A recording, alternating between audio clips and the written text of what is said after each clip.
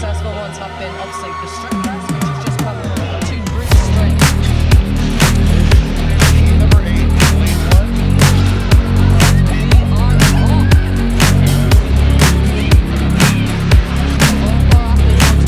them.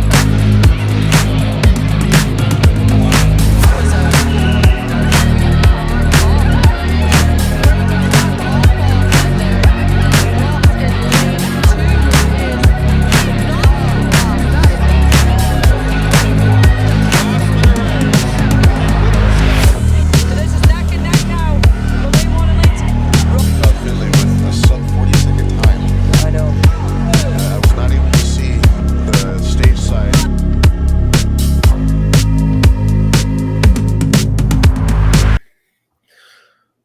All right, welcome back to another one of my interview series, and I'm joined today by none other than Richie Stout, Lights Out Stout. He's been a long-time veteran of the sport, so glad to have you on here, man. Man, it's awesome to be here. I appreciate you having me. Yes, sir. You're. I don't want to compare you to anybody else because you're in person, but if I was comparing you to somebody like in the heavyweights, I'd have to compare you to like a JF Karan. You're just like one of those dudes who are just like brutally strong. And I say it about everybody I've had on here so far. They're good at everything, but what you find is, the better and the more higher caliber athletes you have, they don't have weaknesses. The better they get, the closer and closer they get to where everything is coming together. So you are definitely one of those people who are like that.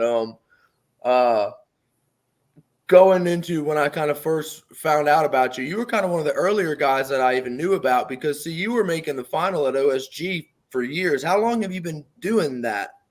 What's that, OSG or competing in general? Good Lord. Well, let's just start with OSG. I've been at every OSG, actually. And they started at when? 2017. 2017. And since 2017, How many times have you made the final? Every year but this most recent year. That's what I thought. That is a real pedigree. That's what I'm saying. When I first found out about OSG, the pictures of 10 finalists, I always remember looking at those because I didn't even know about how to watch them when I was kind of found out about OSG, and I didn't really know that you could watch them through Official Strongman, the site, at that time. But I would see it on Instagram, and I got used to seeing your face. So you've made the final since 2017. Yeah. I mean, before 2020, I think it was 22, I hurt my knee. I got ninth, but up until that point, I was a top 4. So I was always trying to keep it in the top 4. And then that little bit of an injury in 22 kind of held me back a little bit. But I was just happy at that point to be there because, at one point I was thinking I might not even compete. And then that year the hurricane happened, and it was just kind of a crazy year. But Lynn and them did a good job saving everything. It was a lot of fun being there. Yeah, that was cool. That was my first year. We'll get into that too. But some of your accolades, what's the best shows you won? Things you're most proud of in the sport? So the first thing I won was the Arnold Classic back in 2016. But back then it was different. Back then, it sounded like an old guy back then, back in the day. But no, when I started, there was only 2 big competitions. It was I don't even know what they called themselves back then. North American Strongman. Basically we call Strongman Corps now ran it. It was nationals and then it was the Arnold. For lightweights, that's all they had. So if you want to go to the Arnold, you had to go to nationals, and then it was top however many. They took a percentage, and then you go to the Arnold. So in 2016, I won the World Championship, which at the time was the only thing they had. So 2016, I was the lightweight world champion or world's strongest man, and then in 17 they had OSG. But I joked around because back then I always told my friends and family, I just want to win everything at least once. Nationals once, and then world championship once. And it both happened in 2016. So everybody's like, okay, you're done, right? And I'm like, well, I don't know if I'm done, but, the goals are there. So now it's time to set new goals. That's how that works. As an athlete, you want to set new goals and always try to improve. Even if you don't win, you still want to improve. And that's what the new goals became. And then people were like, no, you just need to retire. I'm like, retire? At that time I was 29. I'm like, I've only been doing it since 23. I'm 29. I'm still young, But those are probably 2016 was probably my best year, and it was the most fun. A lot of stress, especially. I moved from Ohio to Georgia, then eventually to Texas.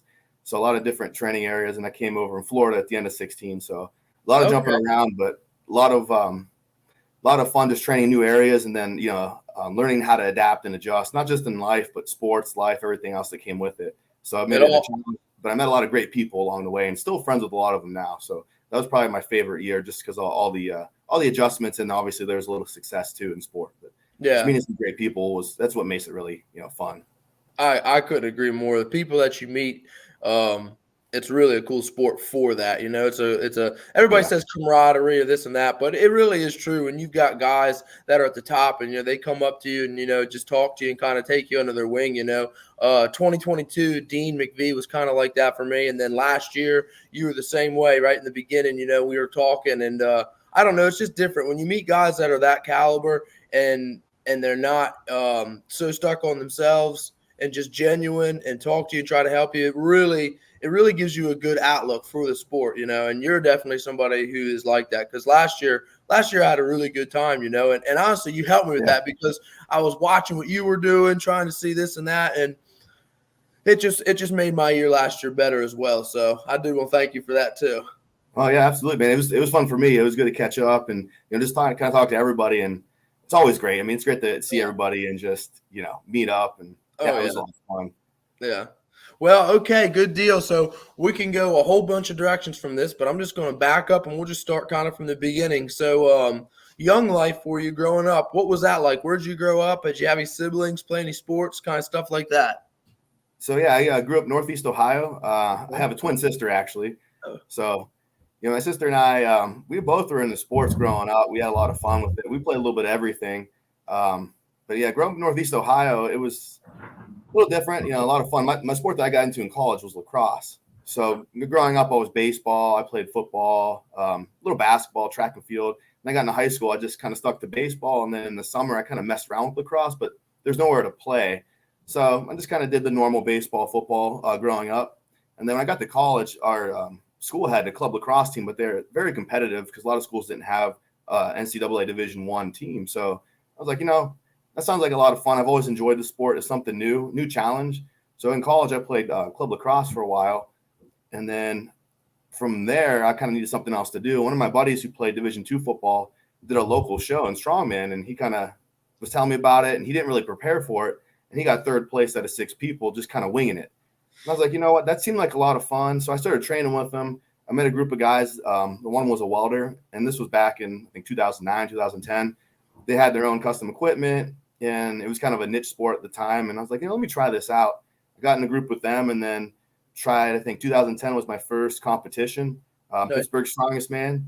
And I just fell in love with the sport and the people, and then kind of took off from there. But I said, growing up, I just was looking for another sport, and I just kind of new challenge was lacrosse. From lacrosse, went to Strongman, and then kind of stuck from there. But yeah, it was just great though in Northeast Ohio because I kind of saw the strongman sport grow up. I trained at Team BSS, Sean Schumacher and his wife Brandy. They had their gym. They opened it up into like a strongman community as well, CrossFit Strongman. So they had a hybrid gym. The Ironman Warehouse, I did a internship with them in college. They had they were one of the first, I think, in the area to have strongman. They had a lot of the tires, fire hydrants, ropes, the old school things. Yeah. So they got me into doing a lot of that stuff. They had some stones. So when I grew up doing strongman, I was always jumping around 3 or 4 different gyms because, one gym you'd have, this stuff. Another gym you'd have other things. And over here you have like moving implements. So it's like, okay. So I broke my training up into what I needed to do and what gym I needed to go to and what day during the week I can make those trips. And it was kind of funny, just kind of, the juggling act, but that's how I kind of got into meeting new people. And I was all over the place. And it was just a lot of fun to train with everybody. And it kind of just grew from there. And then when I moved, I think it was 2014, I moved to Georgia, got a job working for the Navy. We had nothing down there. So I turned to just buying my own equipment, using the Navy gym, recruited a lot of Marines to work out with me, kind of introduced all the Marines into strongman. A lot of them were powerlifters. And we were getting like kegs from the bowling alley and a few other things. And we just made our own implements. They helped me out with it. And then my boss let me store it in the back room. And we kind of just made do, and it was just a lot of fun. Yeah. But just kind of jumping around. Luckily, it got bigger though after that, and made it easier to get hands-on equipment. But oh yeah. Well, first off, thank you for your service there. I appreciate that. And where I was going to go with that, back and way up. Okay, in high school, you're playing, multiple sports. Did you lift in high school at all, or not really? Not really. Just kind of what the strength conditioning football coaches put you through, and you kind of get under a bench. Everyone's benching. Let's see how much you can bench. Try to get 2 plates. Type of deal. The squat. My squat was terrible. Growing up. I didn't know what I was doing. Deadlifting, I was nervous to deadlift. I never really did the clean and press. I'd watch people do clean and press. I'm like, nah, that's not my style, Yeah. maybe some militaries, standing overheads, but I didn't really lift much. I just I went with the flow with some people, but that was it. Yeah. So in high school, you really didn't get a chance to. Did you even kind of realize that you were strong in high school, or not really? Kind of just. Yeah, not really. There were some days where for my size, I felt pretty strong, but Mhm. then it was very inconsistent. But Yeah. it was kinda like that. I knew I loved to work out though. I got a gym membership my freshman year up the road from my parents' house, and I'd go in there 4 days a week and work out. I actually preferred to work out there than the high school gym, and I just I met a lot of good people up there, and just kind of went with it. But yeah, I knew I liked it, but I didn't really know what I was into. It was kind of back and forth. And then, high school happens. You get a girlfriend in high school or something, and lifting, it doesn't take a back seat, but it's not, your top priority. You want to go play sports, go hang out with your friends on the weekend. You're like, yeah, maybe I'll lift. And then you're out late. You're like, okay, I'm not going to lift today. Yeah. I gotcha. Yeah. Okay. So you went through high school there, started lifting a little bit, not for weights. Then you say you go to college, you do lacrosse, and that's when you get introduced to strongman. So you start hopping back and forth around from gym to gym. That you said that was in like 2010-ish? Yeah. So I started with lacrosse, I want to say like 2006, 2007 timeframe. Yeah. But I've worked out, for lacrosse, obviously, but it was a lot of, lighter lifting.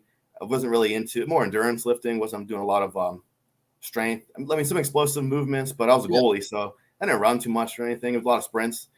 It's probably like 2009, 2010. I started training a little bit heavier. I wanted to put on some mass. Being a goalie, I knew I didn't have to run much, so I since I knew I'm short, I couldn't fill up the net going, lengthwise tall. I was like, maybe I can get wider, take up a little bit more room that way. So that kind of was incentivized me to lift a little bit of weights. And then my buddy came back, like I said, from football, and I started training with him. And then that's when he got into strongman. So I still had one more year of lacrosse left. And during that off season and that summer and that you going in the fall, even I just started crushing the weights for a full year and just try to get stronger. Back then, I only weighed about $165, $170. So making weight at 175 was no issue. But then by my senior year, when I played, I was up to, I think, 193. So at that point, I started my strongman career at 175. And then I'm like, okay, maybe this 200-pound thing, we'll try that. And then it kind of went from there. Gain a little weight, tried my first competition during the downtime, my senior year of lacrosse. And then I got into the season. I took a back seat lifting. I still lifted, but no competing. And then once our season was over, I did another novice show that summer. And then I did a first open in August of that summer. So I just continued to go with it. And I realized, okay, this is what's going to happen next. And then I focused on getting a little bit stronger and putting more into the sport versus just more of a generic approach, just getting the general lifts. I know one of the shows I did, I sucked at stones. So I'm like, okay, I need to figure out how to load stones, Yeah. So going with that too, two questions off of that. When you first get back into, or you first start really focusing on your training, you said you're crushing weights before your first show. Were you getting really strong in the gym there? Do you think you were getting strong or making pretty quick progress, I'd say, for that? Yeah. I think once I figured out and got comfortable, with a good squat, a good deadlift, I think the first implement I hit overhead was a log.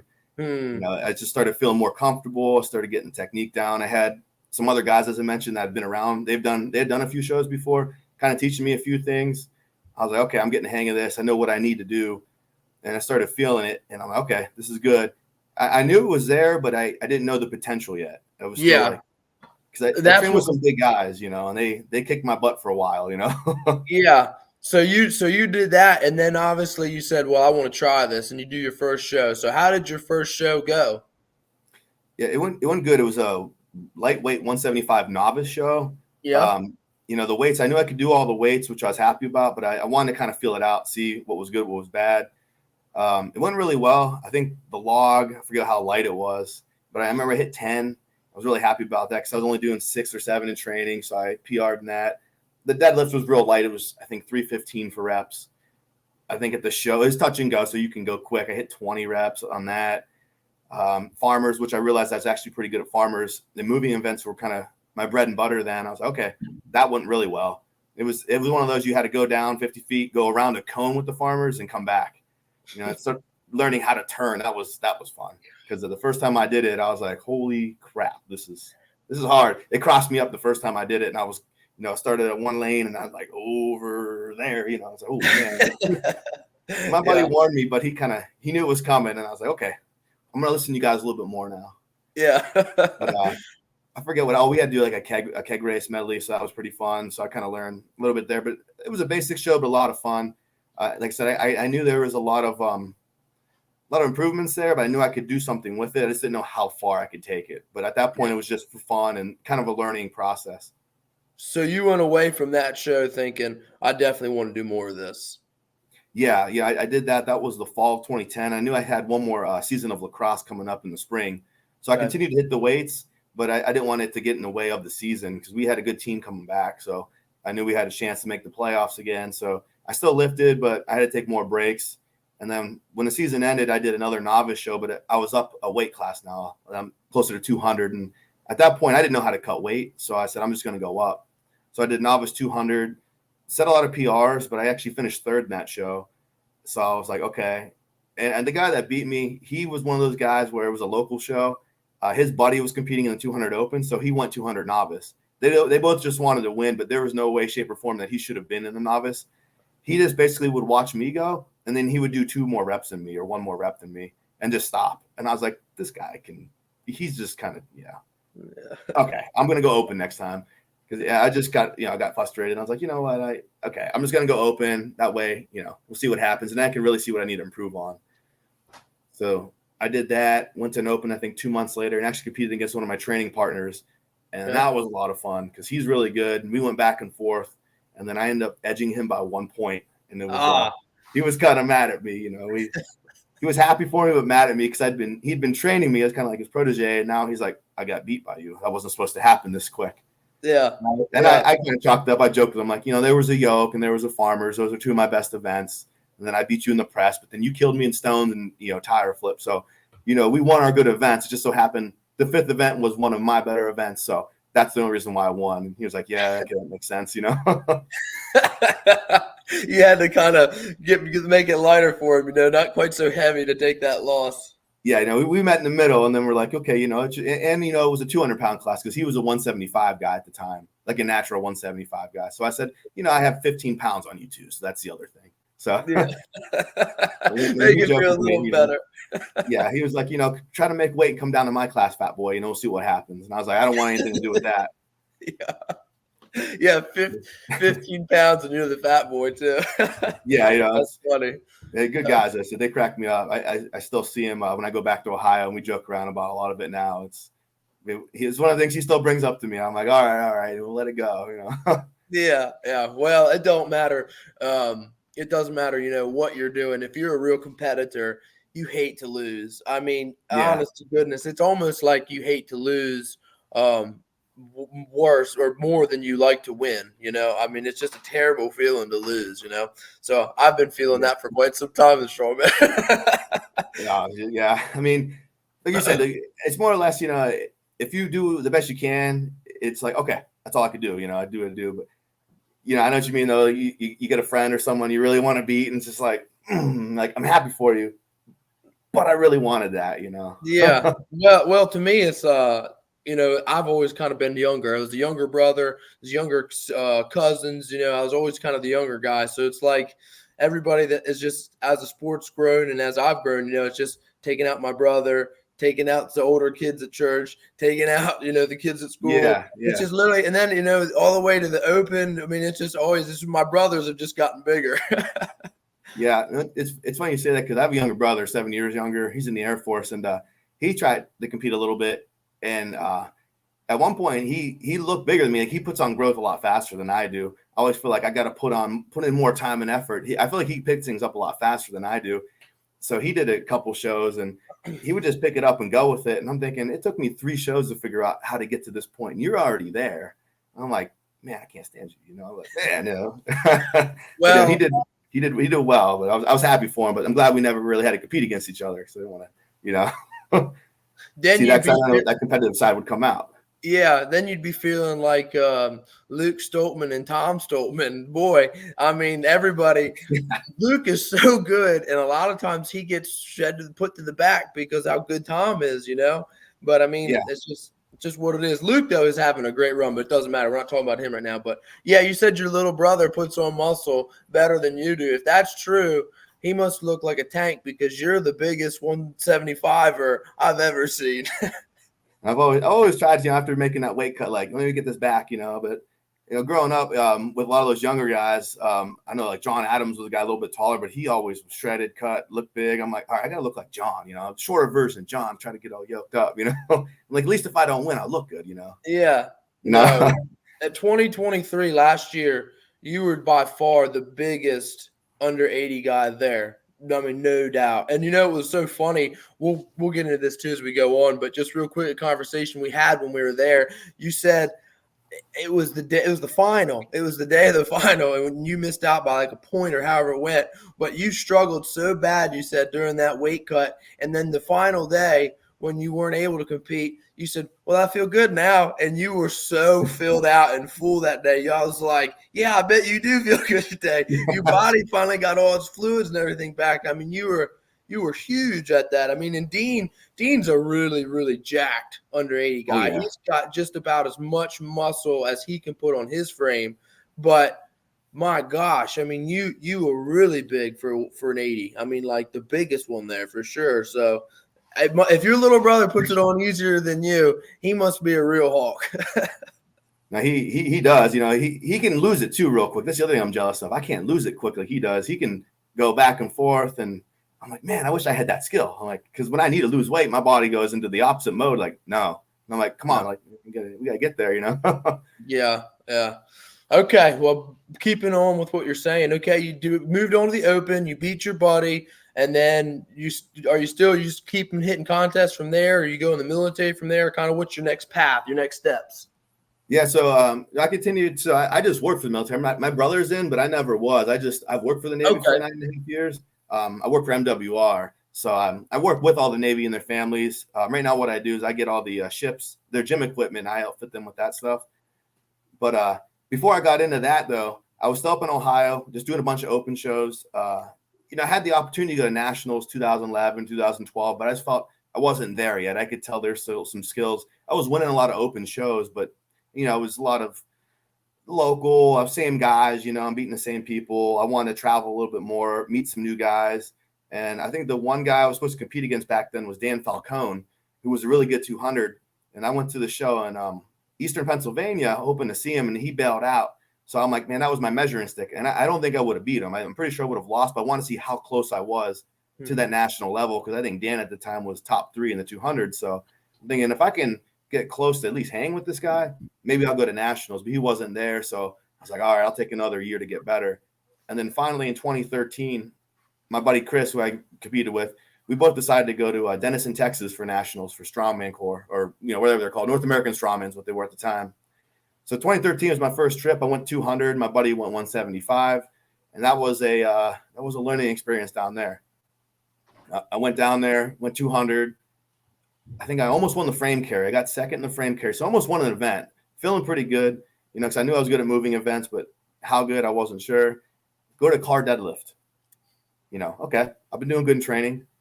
First 3 attempts, doesn't budge, doesn't move. So I'm thinking, all right, I just need to move away from the car a little bit more, try some different techniques. Try the 4th time, I start seeing stars. I stop. I'm like, okay, I'm done.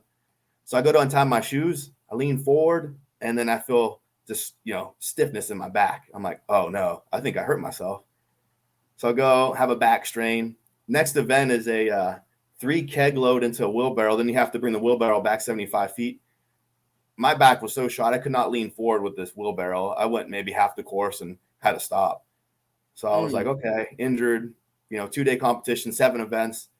Next day I go down, I do the yoke. I dropped it once, which is typical. It's not typical of me to drop the yoke. So when I had to put the yoke down, I was like, yeah, my back's hurting. We got to do carry stones, load it over a bar. Long story short, I finished the show. I'm just happy I finished it. But I know the top 8 go to the Arnold that year. And I finished 9th. And I'm like, man, I was so close. I really wanted the Arnold invite my first year. But at the time, I was like, I was doing this injured. It is what it is. So first national experience, pretty fun. I think in my head, if I didn't get hurt, maybe I could have been top 6. I get a call in December. A few people bail out. So I get an alternate position to go to the Arnold. And I don't know if you heard about that Arnold in 2014 or not, but they did a hybrid weight class. Okay. So I don't know if you ever heard it. It was called Strongman Fitness. Okay. No, see, I'm not even done my first show. I mean, not even close. I didn't do my first show as Strongman until 2016. So I mean, I'm a junior in high school right now.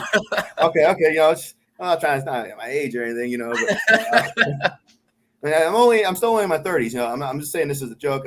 People were coming up to me after OSG this year thinking I was 40 plus years old. I'm like, whoa, not yet. I'm not in the master's class yet. I may look like it with the gray hair, but I'm still only 36, 37, Yeah. I had to think about it because you lose track after a while. 37 at the moment, but not 40 yet, guys. But man, that would crack me up. It was funny stuff. But 2014, what they did was they took the top 8 200s and they took the top 10 175s from nationals, and they formed the Arnold class. It was 185 Arnold class, and they called it Strongman Fitness, trying to get more of the CrossFitters to participate in Strongman was the goal that year.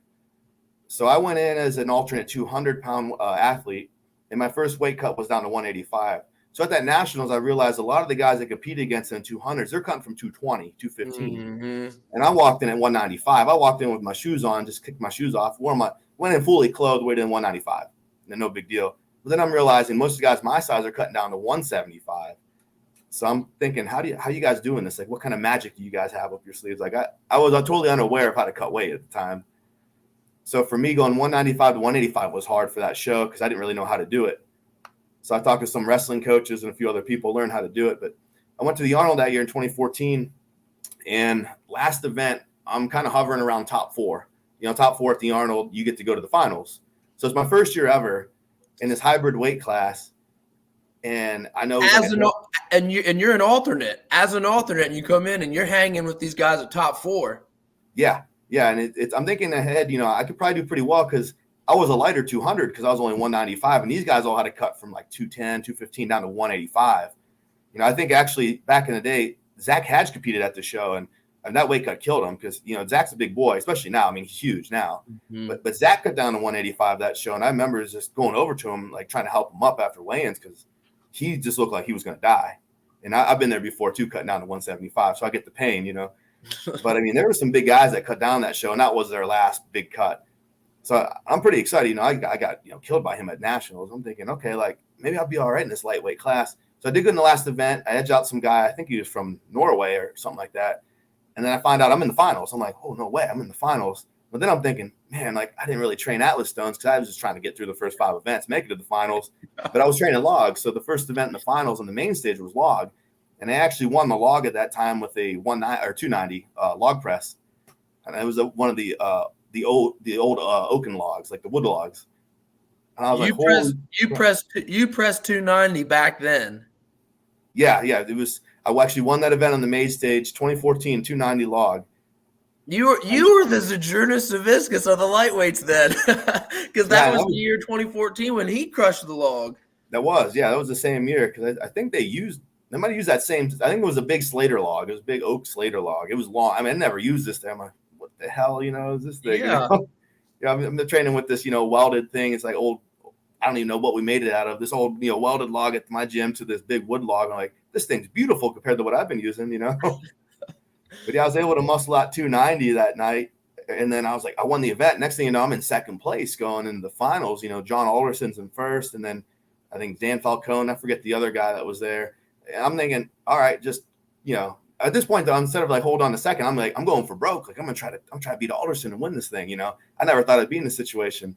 Well, that was a mistake. I had been practicing stones, and they extended the time from 60 seconds to 75. I think it was after 45, I gassed out. I was toast. I hit 7 reps. He's smoking like 9 or 10. I think he got 11. The other 2 guys got 9. So in hindsight, I should have slowed down and tried to get those 9. I would have held on to second place. But I was trying to keep up with him, which was a very bad idea at the time. But I finished 4th. I got, first time on the big stage. I'm like, okay, I think I can do this. Maybe I wasn't ready yet to win anything, but I know I have the potential. I just know where my weaknesses are now. So I walked away pretty happy, but still upset because I knew I could have possibly, at best, got second place. But you learn strategy at that point, Yeah, I mean, we all have those. You have those moments where you feel like, okay, I could go somewhere better from this. But the fact that you're thinking that after you've hit a 290 log and you're in the final at 4th place of the Arnold, I think you got potential there, buddy. Yeah, I know it hit me, and then it was a big thing because a lot of people didn't know who I was at the time, and they just knew the shorts. And I started wearing those shorts back in 2011, and everyone's like, it was called Beetlejuice, the pirate shorts, all types of names. That's how people recognize me, the shorts. And I'm like, yeah, those are my competition shorts. And there's a history. Yeah, go ahead. I was gonna say, what is the story with those shorts? So I'll tell you the story. The guys I trained with, we wanted a name for our strongman team because no one really had teams back then. There's a couple gyms in Southern Ohio that did. So I'm like, we need a team name. We're training out of this gym. So we called ourselves the Circus Freaks Strongman, kind of paying homage to the original, the guys that would do the freakishly strong things at the circus and the sideshows. Mm-hmm. And one of our logos was a circus tent. And then we had the guy with the handlebar mustache, one arm and a barbell on the back of our shirts. So I'm like, you know what? I need a pair of like shorts, like thinking of a circus tent, but I didn't want red and white circus tent. I wanted like a black and white because our colors were black and white. So my buddy, one of his coworkers can make custom shorts. So I said, hey, I want, a pair of shorts striped white and black, like a circus tent. He's like, oh, well, she can do that. So what I did was I bought a pair of white shorts and gave them to him. So what she did was she bought another pair of shorts. I didn't think she was going to do this. And she hand cut material like a strips of another pair of shorts and sewed them on to those shorts. So it's just those shorts are a white pair of shorts with another pair of black shorts sewed into it. They look like a big pair of boxing trunks, like boxers would wear. They're heavy. Not really what I wanted. I wanted a light pair of shorts. You don't want to be lugging around, heavy shorts. You want to be a little bit faster. But I was like, I'm rolling with them. They look really, really silly. But I'm like, it's strongman. Things are supposed to look silly. I'm like, I appreciate it. I'm rolling with it. I started wearing them at some local shows. People thought it was great. I'm like, okay, like, should I wear these to nationals? I'm like, it's kind of a bold statement, but I think it's funny. I'm going to do it. That's what strongman's about in my mind. So I went into it and I rolled with the silly shorts. And yeah, it's like I said, people just started going with it. I was Beetlejuice. I was a pirate. I was a pirate, whatever else they want to say. It was just like, okay, I like it. It's funny. We're going with it. Yeah. Are those the same pair of shorts to this day? The same pair of shorts from 2011. Yeah. Boy, those things have held up great. They have held up. I only wear them at competitions. I'll never wear them anywhere else. I wear them, only like 2 or 3 times a year, and that's it. They've held up. The stitches have held up. She did a good job on them. She stitched them by hand, and they're still there. I'm like, all right. It took her a few weeks to do that, but that's how it came to be. Some lady in Northeast Ohio just sewed 2 pairs of shorts together. And I was like, all right, there it is. And you just stayed true to it. Yeah, I've just been rolling with them since. Nick Canby, when I went to Germany, he saw the video. He's like, oh, you got a new pair of shorts. I'm like, oh, no, same pair still, man. They're out in Germany now. They got international travel on them now. That's great. I love it. So, okay, you had those from that first Arnold show. You had those shorts. Yeah, so, I started in 2011, but I kept wearing them, and then that's when they made their big debut was the Arnold. Yeah. And people were like, the shorts, that's how you know where Richie's at. Just looking for the shorts, Yeah. So that's how people realized who I was, the guy with the shorts. That's who it is, Yeah, that's cool. So you went away from that contest. Are you right back in? I mean, obviously, I'm sure you're right back into training, but this time, you got a new focus. You actually really are looking to take out, some top people and make a statement. What was next kind of from that show? So the next thing for me, and it was kind of up in the air now, I found out that Strongman Core, they were not going to do the Strongman fitness class anymore. So I had a decision. Do I go 200 or do I go 175? Yeah. Because now they're going to split it. But when I found out what they're going to do at the Arnold, the thing was they have their own nationals weight class, but the Arnold, the lightweight's 175 and then the middleweight is 231. So there was no 200s. They just blended 200s with the 231s.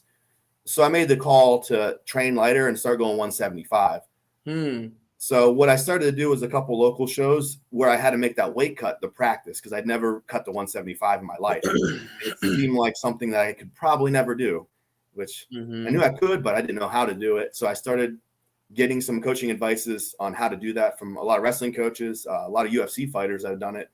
And we practiced it a couple of times. It was miserable. I hated it, but I made weight, did pretty well as a 175. I learned how to recover. It didn't feel great, but locally, I did pretty good. I practiced. So my goal now was I'm going to go to nationals 175 and I'm going to try to win nationals.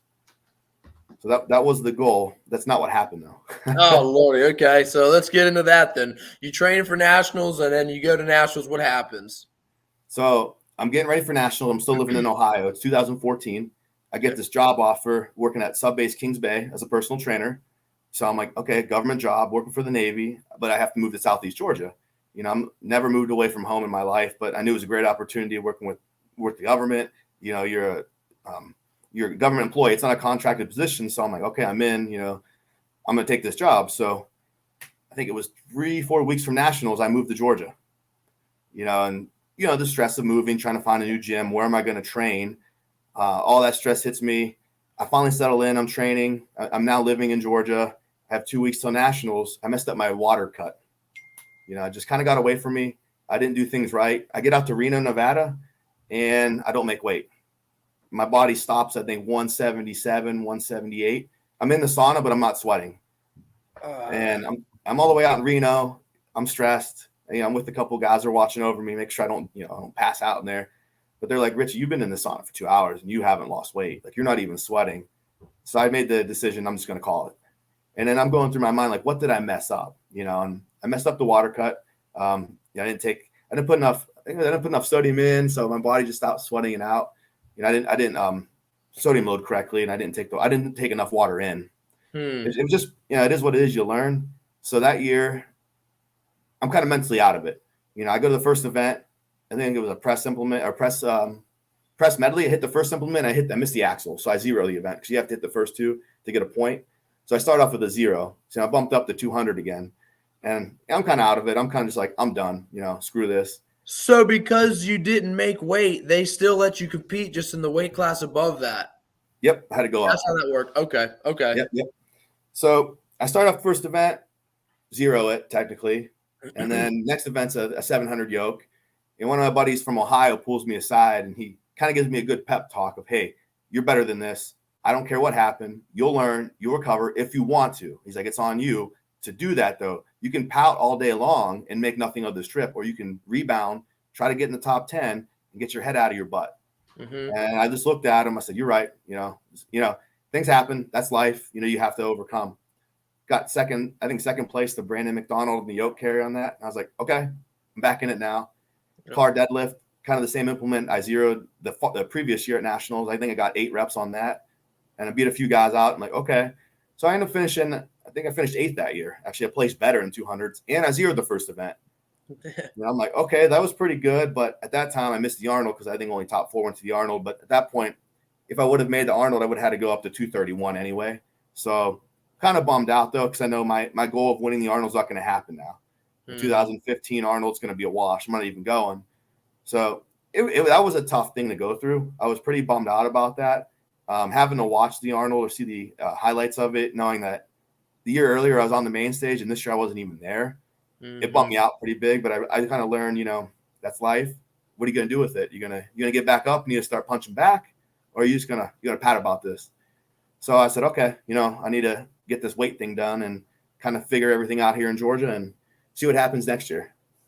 That was probably the first time adversity really hit in the sport pretty hard, aside from the little injury I had.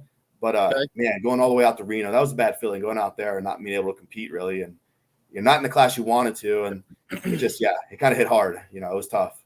Well, and I can only imagine when you're sitting there in a sauna trying to lose weight and your body won't do it. You're panicking, so you're stressing, and because you're stressing as well, your body's already under stress. It's not going to want to keep sweating, you know, because it's under stress. I had something similar to that last year.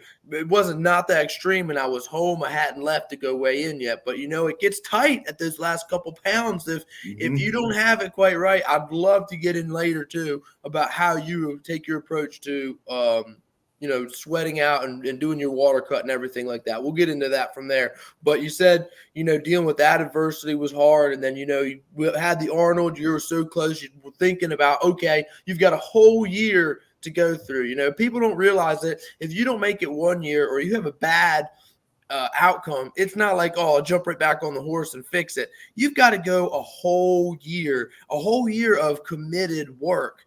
And that year for you doesn't even happen because of that situation and then the weight class. So yeah, I can imagine that was pretty frustrating. At that point, were you thinking, I'm tired of this sport, or are you thinking I'm going to keep going, or what was in your head at that point? Yeah, it was pretty devastating because I knew I had put in the time. I knew I was good enough to definitely be in the top 2, top 3.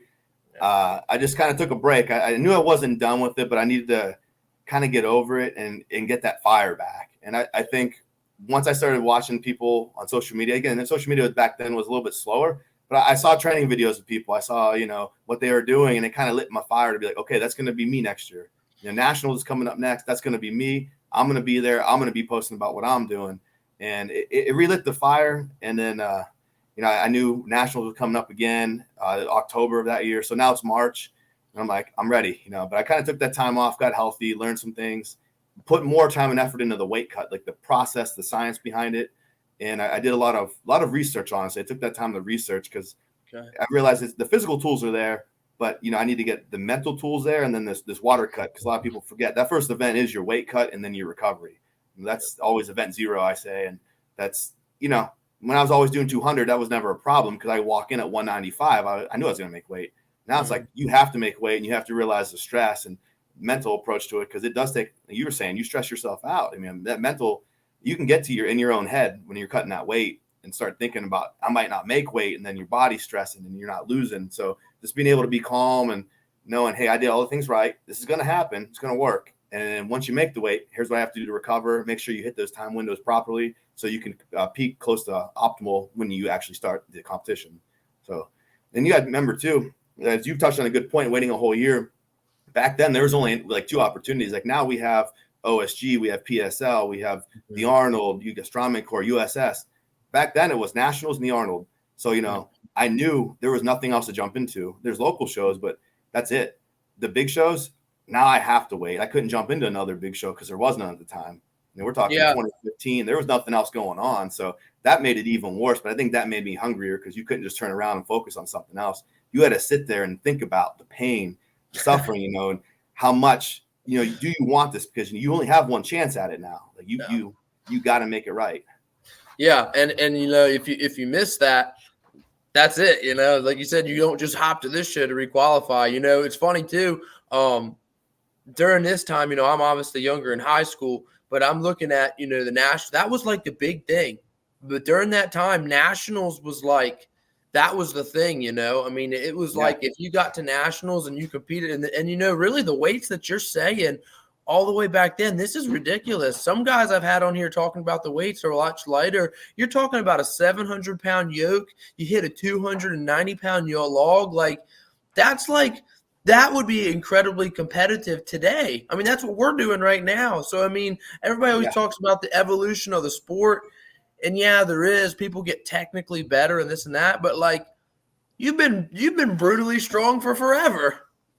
Now, it's always trying to stay up there. But like you said, you see these guys like now hitting these weights and you're like, man, like I'm older now. Like I got to continue to do it. It's like, damn, okay. Yeah. But it's great to see the growth from the years, and how it has grown. But like you said, just some of the weights, like, just the way it was and still is. And like, it's, jumping a little bit, but I think they definitely can, make it a little bit more competitive with some of the weights that they could put up there.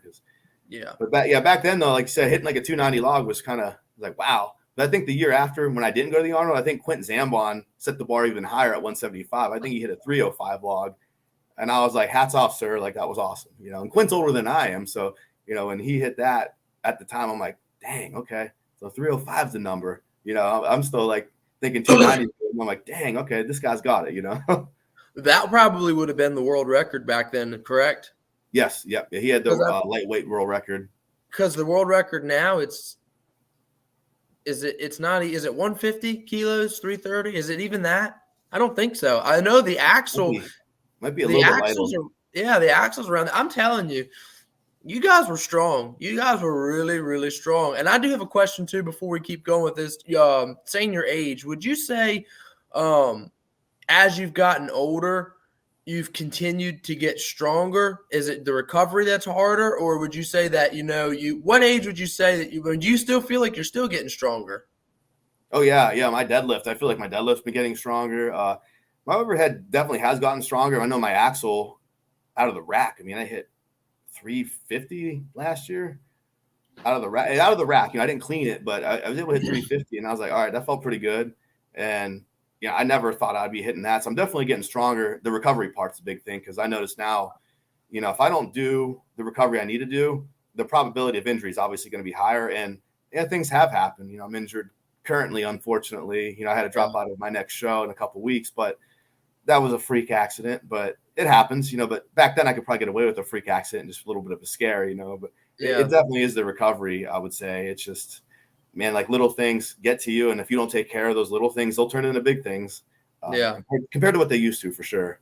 Yeah, and there's so many directions we could go with that, but I want to keep it on with as you said, you're getting older and things like that too, which you're still getting much stronger. You said recovery is just becoming a factor. Would you say because you kind of stayed in your lane, meaning you kept it in a lightweight class for so long, you think that was able to allow you to be healthier for a longer career and, be able to, you're still really fast and you're still getting stronger. A lot of times guys, when they keep pushing that weight class, sometimes the weights really eat them alive because, your body's getting bigger, it's getting stronger, but you still got the same frame, and it starts to just burn out. You're somebody who was strong all the way back then, but you've just continuously got a little stronger, and your body has been able to get stronger from that. Would you say that that's helped you as far as, not wrecking yourself because you still move great? Yeah, I definitely think so. Because I know I talked to a couple other coaches too, and they're saying, training more, sub-maximally versus going maximal more often, it's kind of helped. And it's not that, with the, if you have a comp weight, say we'll talk, say log, say it's 250, clean and press each rep or something. I know I can do more than that, but I wouldn't, when I'm training for a comp, I wouldn't go too far above that comp weight, even though I could, because I know you don't want to wreck yourself. You want to be as healthy as possible. And I think knowing that you can do the comp weight already and just not going crazy, maybe I can hit 290, 300 log, but during prep, why go too much higher, just trying to training, because, we would do the numbers, if say you're 100%, 290, why go more than 90 at that percent? You know what I mean? Like, why do that? We'll just continue to go a little bit lighter, stay healthier longer. And I think that has helped me. I know when I went to Germany in September, kind of the theory of what you're saying, I had to push it because, I'm going U90, world championship. I had to push heavier weights, like a 353 Atlas stone for reps. I mean, usually when in the lightweight class, you do that over the bar for one, you're doing pretty good. I think I was training doing, triples, I'm thinking 353 for a triple. Like, that's insane. Like, I can't do that, but, we pushed it, but we pushed it safely. But after that was all said and done, I'm like, okay, I'm going to take it back a little bit now, work technique, work some speed. Cause I knew for OSG, it was 350 was your top stone. I'm like, I know I can do it, but let's give the body a break a little bit, especially where I'm at. And going off what you're saying, I think if I continue to push U90 weights and go heavier, I think you can adapt and adjust, but you're going to definitely need to focus more on that recovery because I could tell my body was just getting beaten up, pushing more and more, weights than what I'm used to for reps. Yeah. Okay. Very good. Well, we'll get more into that stuff too, but just to kind of finish up, but go with your story here. You come back and after that, when you missed out on the Arnolds and you came and you did nationals and you got top 8th place, is that correct? The year before, yeah. So I got nationals and I missed the Arnold. And then so we're from there. So then what's next after that? You're going on. So now I'm getting ready for nationals again. Yep. This time it's in Iowa. So it was in Quad Cities, Iowa, 2015. So I'm training. I knew I was doing pretty well, but in my head I'm thinking, lighter weight class. I'll knock out these events very easily. I'll be fine. I'm not going to say I'm underestimating the competition, but I'm thinking I can do, this weight, and this weight, and I'll be fine. Or I can get this many reps and I'll be good. Yeah. So I make weight this time. Okay. That's the biggest stress. I'm flying out of Georgia, going in there. I make weight. I'm thinking, okay, easy street now, recover, and let's go do some stuff. It was a yoke carry from the front, Zercher carry. So Zercher carry on the yoke crossed me up. And then I still finished the yoke, but I set it down once. One little mistake cost me. I still finished 4th at nationals, but I realized at that point, like the numbers I thought I could do and what I thought I could get away with, because I was at 200 before, not 175. I realized, and I had a much deeper respect for the 175 class, how competitive it really is and how one little slip can cost you being in the top 2 So you're in fourth and you have no shot at even being in the top, top two. Just point wise, there was no chance for me. But I remember being at the banquet because they used to have award banquets, and my dad came with me, and he goes, well, fourth place, not bad. They're taking top 7, so you're in. I'm like, Dad, that's all it is, man. I got my ticket to the big dance, and in March we all start with 0. We'll go from there. I'm like, mission accomplished. So now another learning lesson. I realized again, this class is super competitive. You can't make any mistakes if you want to win this thing, And I adopt that mindset. Now I'm like, okay, well, we're going to the big dance in 2016 now. I'm not missing the Arnold, so back to training. Yeah. Every year, each competition you're trying to pick something up, and that was the lessons learned, and you realize how minimal of a mistake, how much it cost you, and the weight cut even, getting back into performance for day one. Yeah. So now the Arnold's next. Yeah. And, what you're saying too with your story, I love it. So many people look at like Mitchell Hooper and guys like that, and they think they're going to come into a sport and they're just going to blaze it and it's just going to be awesome, and they're just going to take it by storm and it's going to be their thing. But, your story, what I love so much about it is it's been, you've been good. You've been good for a long time, but there's so many little pieces that you have to put together. You're sitting there, I was really good, but I had this mistake, so it cost me this. Next show, I was really, really good here, but this little bit cost me. And you're getting better and better, but you're still not at that outcome you want to go. So in your mind, you see where you're going. You see what you're really trying to accomplish. But on the outside looking in, a lot of people, they'd be like, oh, he's still just trying that, he's not really, they could be that, and you're feeling all that too in your mind because, you're like, just wait and see. So here we are. We're at that point now. You're going to the Arnolds. That's what your whole set is getting back. It's 2016. So take it away. You're going to train for that.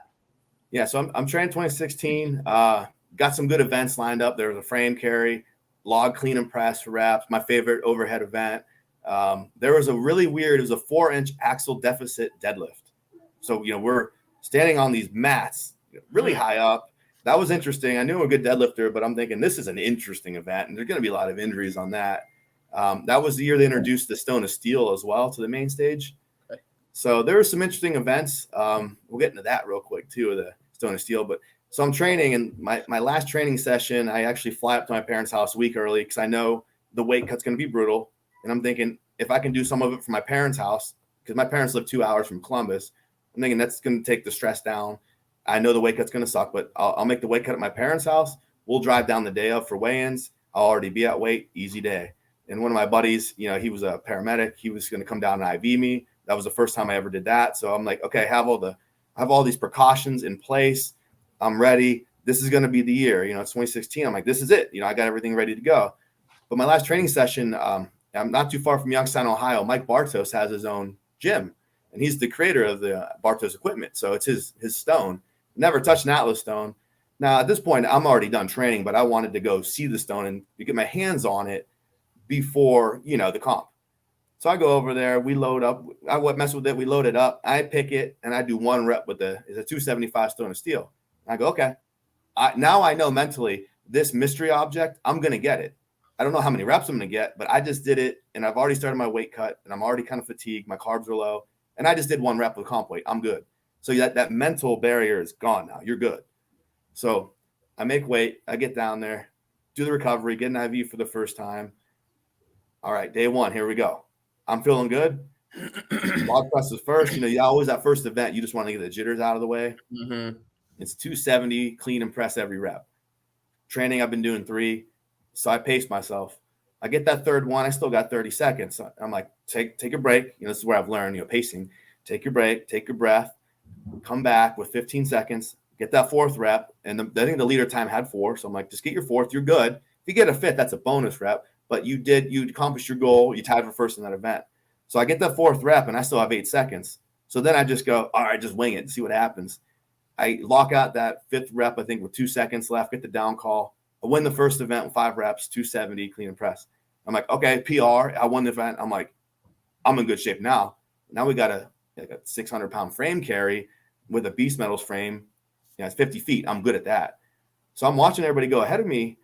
Only one guy had finished the course without dropping it. And I'm thinking, okay, like something's weird. Is it really slick handles or I don't know what? I'm like, don't let that, in your mind, you're thinking, oh, maybe you change something or maybe try something different. I tell myself, don't change a thing. Been there before.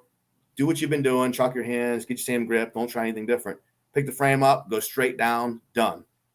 I think I got beat by like a few. It was real quick. I forget what it was. John Adams barely beat me, but I'm thinking, okay, I got second place. I got high points. I'm good. Because John had zeroed the log. So I'm like, yeah, he's a great athlete, but he got 0 points in the first event.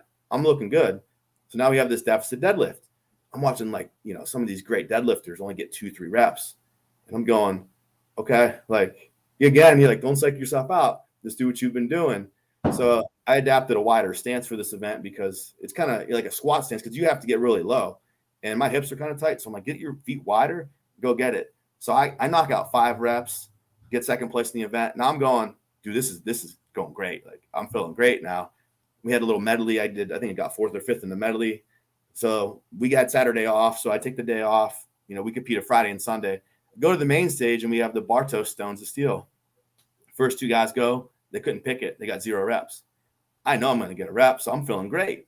I get in there. I think I did 3. I think John did 3. So we tied.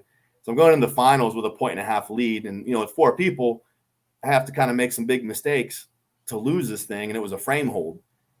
I think the first guy goes up, couldn't pick it. Second guy gets like 1.5 seconds, dropped it immediately. I'm thinking, as long as I pick this thing and hold it for 2 seconds, I win. So I pick it, lock it out, end up getting like 25 seconds. I think John got 23 something. I knew I had won. It was over. And it's kind of unreal, like it doesn't register. Like all that hard work, all that adversity, like I just won a world championship. Like I'm a lightweight world champion right now. And I'm looking at, it reminded me of 2014. I'm on that main stage looking out the crowd, have a lot of supporters from Ohio there, cheering me on. And I'm just like, wow, this is unreal. Like it's here. Like this is it. Like it just happened. And I'm just trying to soak it in. Like, wow. Like I've accomplished that goal. Like all those things, you put together, you knew this was the time to peak it. It's like, boom. And when a plan comes into place, and it was just like, wow, this is great. It's weird. It's such a weird feeling, a good feeling, but it's just like, this just came true. Like all this crap that's happened. It's like God put you in all these situations. How are you going to react? And it's like every time, sometimes I didn't want to react the ways, I thought I would, but I knew I had to get up off the canvas. I had to change some things. The easy route was never going to make you a world champion. You know what I mean? Mm-hmm. You had to go a little bit hard, but you had to be patient. You had to embrace some tough punches, but it was like, it's all here now.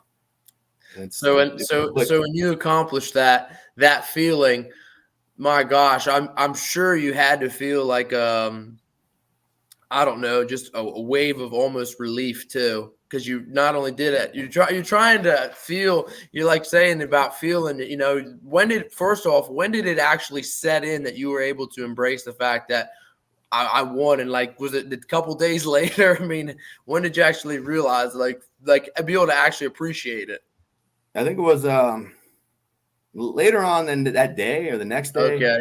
When some of my family posted videos and stuff, and people all, congratulating me, and a couple of people, my friends were reporters back home. They want to do news stories on local kid. Even though I didn't live there, I lived in Georgia.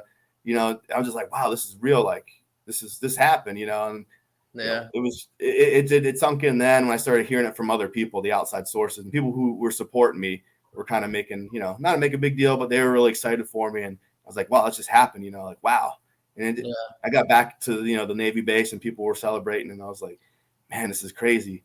But then at that time too, we were getting ready to move to Texas. So it was exciting, but then it was like, okay, back to packing. Cause we gotta drive to Corpus Christi and I'm moving here shortly. So it was like, oh my goodness, What a whirlwind. That right there would have been enough for most people, well, shoot, anybody really. That would have been enough. Like if they never accomplished anything but that in their career, that would have been the moment, But I mean, obviously, we know that wasn't it for you. You kept going on past that. But with weights that you were saying too, in that 270 for 5 on the log, 600-pound frame,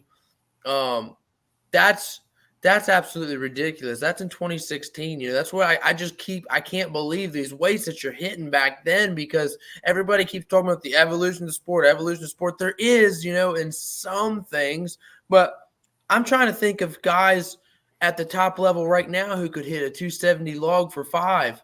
There's few, but then turn right around. Those same guys, you have them do a 600-pound frame, they're probably not going to do – the guys that are going to crush the log a lot of times are going to be the guys that are going to be fast with the frame, you know? I mean, what was the frame this year at Worlds? It dropped to 590. It's supposed to be 640 or something, 650. Yep. No, nobody's going to be able to do it. They put it right back to 590, you know? I mean, that just kind of says your caliber of an athlete for such a long time. And, you know, even being, I'll just put it bluntly, you're the strongest, you know, you're the strongest dude for a long time, but you have to be all those moments to align, you know. At this show, 2016, it sounds like you didn't make one wrong move. You had a great first event. It went perfect. With 2 seconds left, you got your log, you know, but that's kind of what you know you're good at, kind of a banker. Frame, which is rare, but you're really good at frame moving. So not only can you press, you're fast. You do that. You smoke that.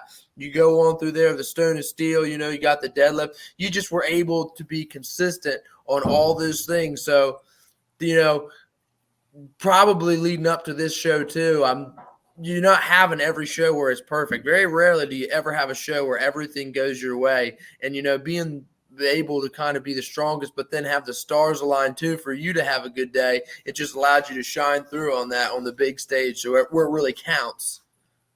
Yeah. And that was the thing I wondered too. I was like, you know, everything lined up good. And it made me realize and have more of a respect for, you know, how hard it is to get everything in line. And, you know, because I was always something, and, you know, whether the weight cut or, you know, one little mistake here or there. And this time it just felt like there were no mistakes, you know, and it lined up. And from there I realized, you know, this is going to be hard to repeat because I know how much it took. And like, you know, especially when you have to cut weight, a lot of times that first day, there's always something that happens, even if it's very minimal, but that minimal can cost you. And I was like, this actually worked, you know, really well. That first event went great. That's when I knew it was going to be a good day. You get through that first day, because that first event is just always the hardest, I think, whether it be nerves or, you know, your body's still recovering from the weight cut. Yeah. And when that happened, I was like, okay, like, this is what you know, you're hoping that's what happens every time. But I'm like, I know it's not going to be like this, but it'd be great if it does, you know. You competed long enough to know that wasn't going to be the case. Yeah, I knew it wasn't going to be the case, but I was like, man, wishful thinking, right? You know. Yeah. And how are we on time, brother? How much time you got left, you think? Oh, I'm good. Yeah. I don't want to go over what time you said, but if you're good, I'm gonna keep rolling on with this. That's up to you, though. You good? Yeah, I'm good. The only thing I might need to do is grab my charger. Not yet. For my computer. Okay. Actually, we'll take, if you don't mind, we pause real quick and I just grab my charger real fast? Yeah, go ahead. Okay. It'll work.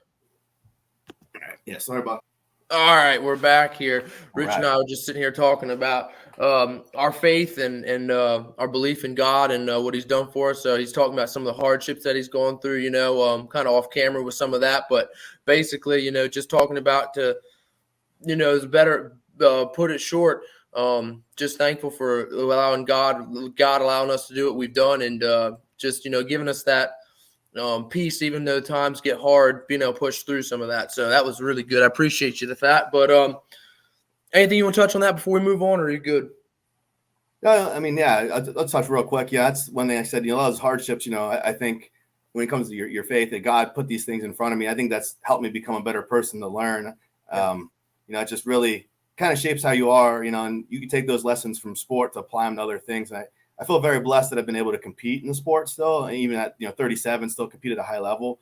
But I definitely think, you know, this helped me to be a brother, to be a better, you know, fiance to my, you know, for my girlfriend, and just be a better person in general. You know, sport can lead to a lot of great things, but keeping your priorities in line, you know, with, you know, God, family, and sport, it's just helped me become a better person. And I think a lot of those lessons have carried over to being stronger, because, you know, sport's a good supplement to your life, but you have to realize what's important in there and put those things at the top. You know, put God first and your family, and then sport. But I just feel very thankful that I'm still able to do it, and I'm looking forward to, you know, what we have here in the future. Yep, because he's not done with you. He's got more for you to accomplish. Yeah, I hope so. You know, absolutely. I know he does. I'm just, you know, kind of waiting to see what the next plan is, and I'm definitely going to follow the plan. Like I said, I'm going to be a co-pilot to my life and do the best. You know, I'm going to follow his lead, and I'm going to do what I'm supposed to do, and just enjoy it from there. There's always a light shining, and I'm ready for what's next. Very good. I love that. I love that attitude. So 2016, I'm just trying to keep track where we were. 2016, the stars aligned. You're the world champ. I mean, of Arnold. I mean, what an awesome show that was. And the numbers I've already talked about, but I mean, it's unbelievable what those numbers and what you did for that. So going from that, you said after that, I know you become it's the year right before OSG has its kickoff. So you win the official. I don't want to spoiler alert it, but you win it. So how did you get into this next show for the real world championship, or what they called it? And how did you have the fire after just winning the Arnolds to go into that?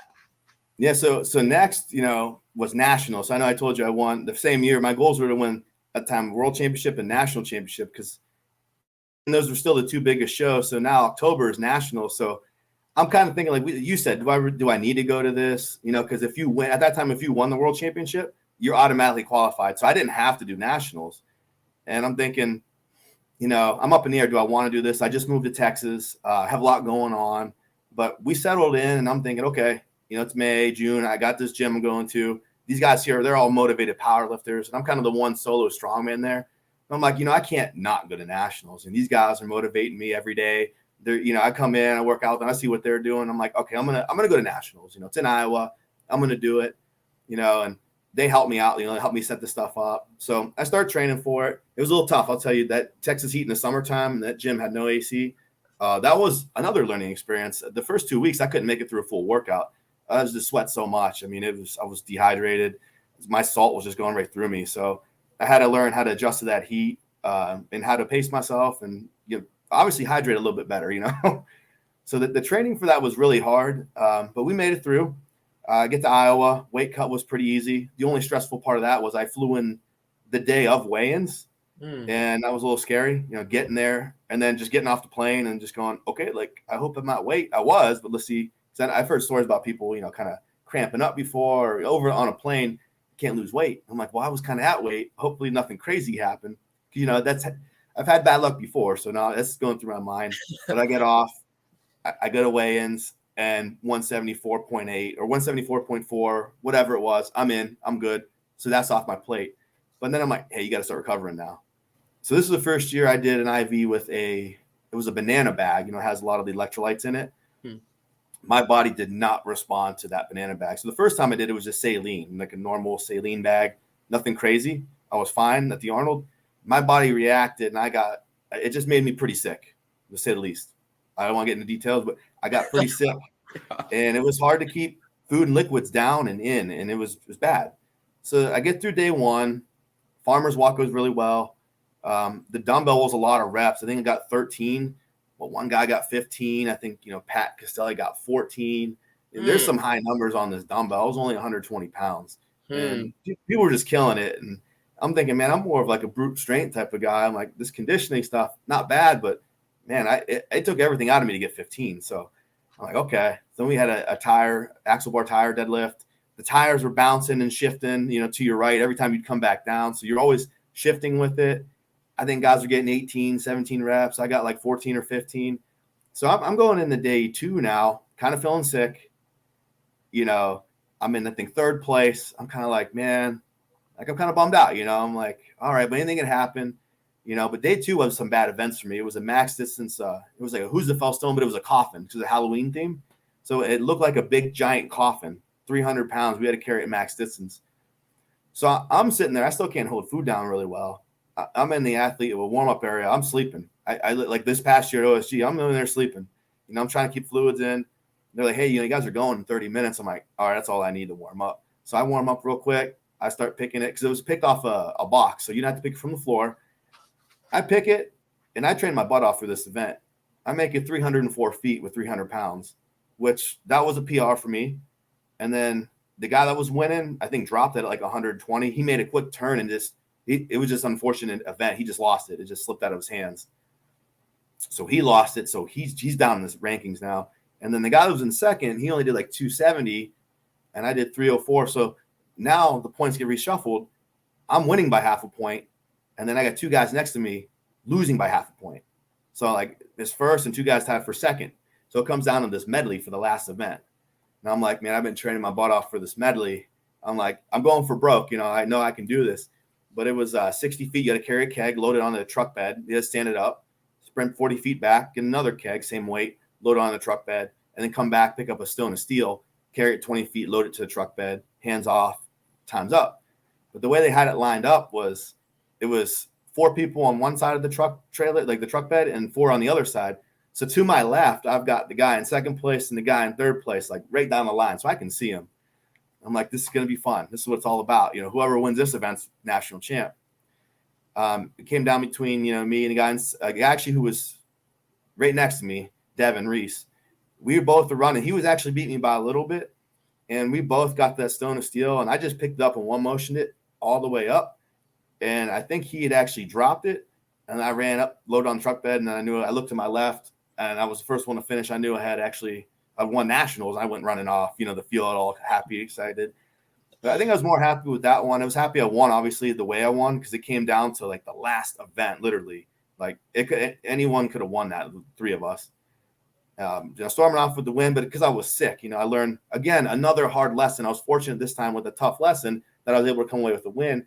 But that IV bag, which I had never used before, caused me a lot of problems because my body did not react well to getting all those nutrients back in my body, like, real quick. It was like boom. Didn't say lean where my body reacted good. All those extra nutrients, I got a bad reaction, and yeah, it was not good. It was a tough couple days. But again, lesson learned. I never did that again. I didn't want to deal with that. I was like, if I do an IV, I'm going to do saline because I know my body is good with that.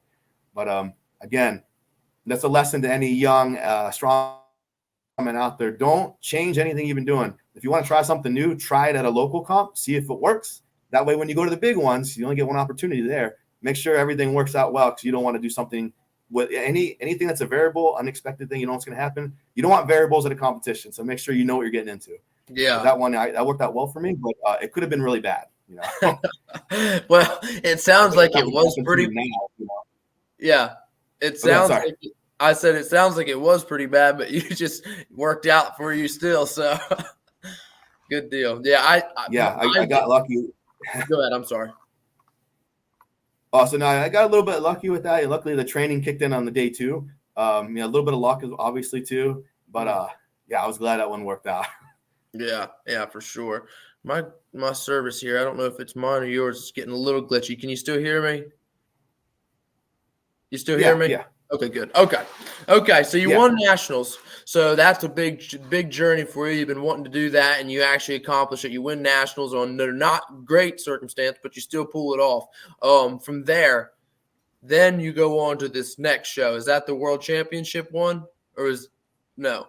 That was. So this was So 17 now is the Arnold comes up. So the Arnold came up in 2017, and that was still at the time the only World Championship. And then later that year, Lynn announced OSG, I think in May. And we were all kind of like, what is this OSG thing? And we realized it kind of had a little bit of a tie-in with OSG, Official Strongman Games, World's Strongest Man. Yeah. So we're like, wait a minute, like, what is this? So that's when we kind of learned, it was after the Arnold, that there's another World Championship, but it actually has the World's Strongest Man attached to it. Like, you know, OSG, World's Strongest Man, but still it says World's Strongest Man. Yeah. So that's when that happened. But yeah, the Arnold happened first in March, and then OSG, I think that year was December. Okay. And getting into that, how did you qualify for OSG back then? What was that format?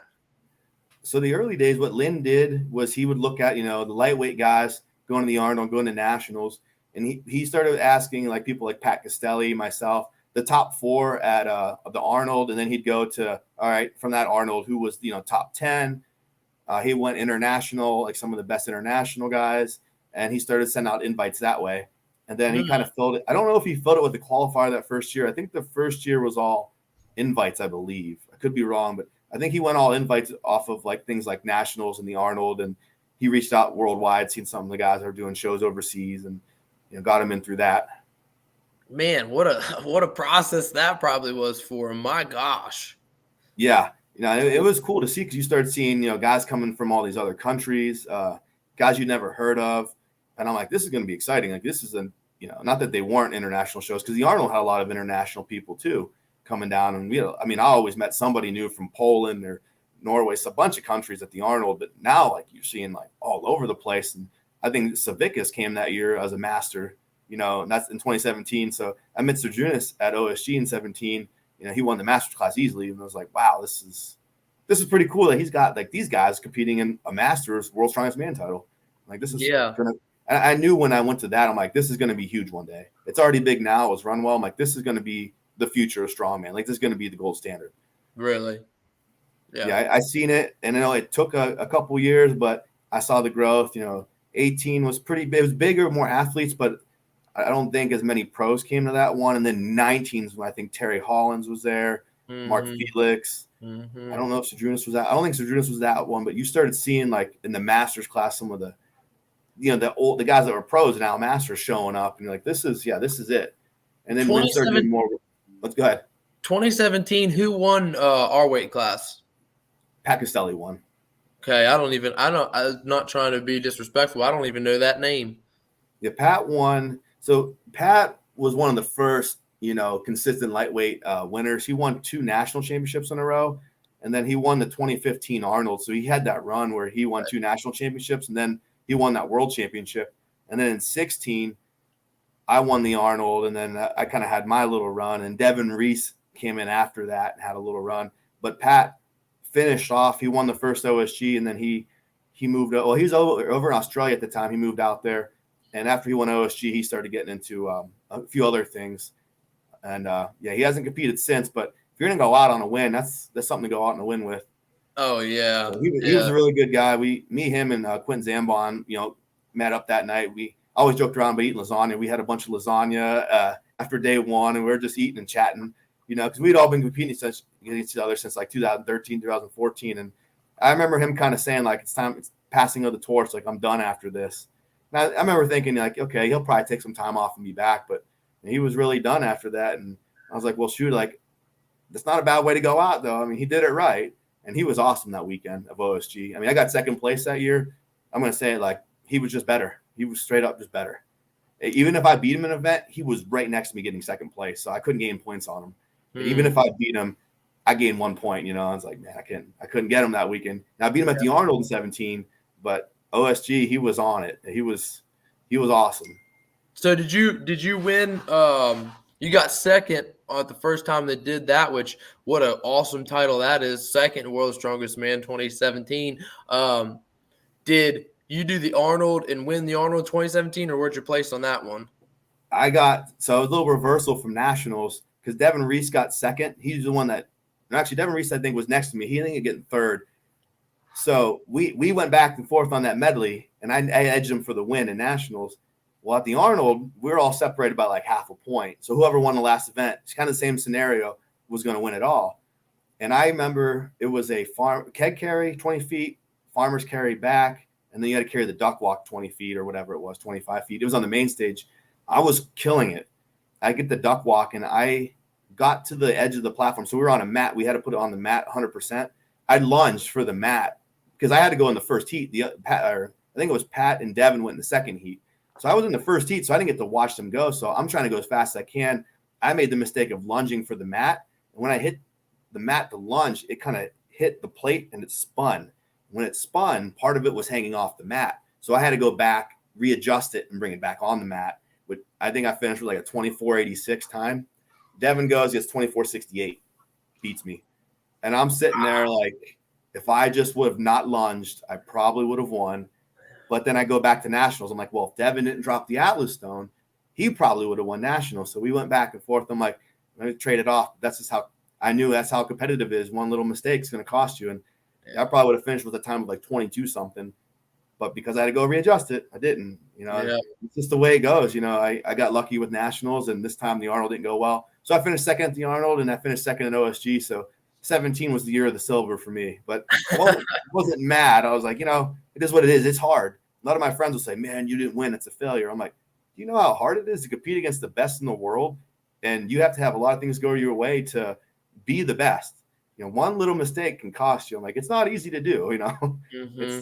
It's not just like, I'm going to show up and win, And it's one thing to have a good run or a good shot or finally hit it, but you're not that guy. You're a guy who's been there for years. You've proven like for years, I'm the best. I am one of the best in the world. If I'm not the best, you're going to put my name up there as being one of the best. I mean, because you've been doing it at the top level for a long time. I mean, so you hit 2017, it's the year of the silver for you, which still what an accomplishment.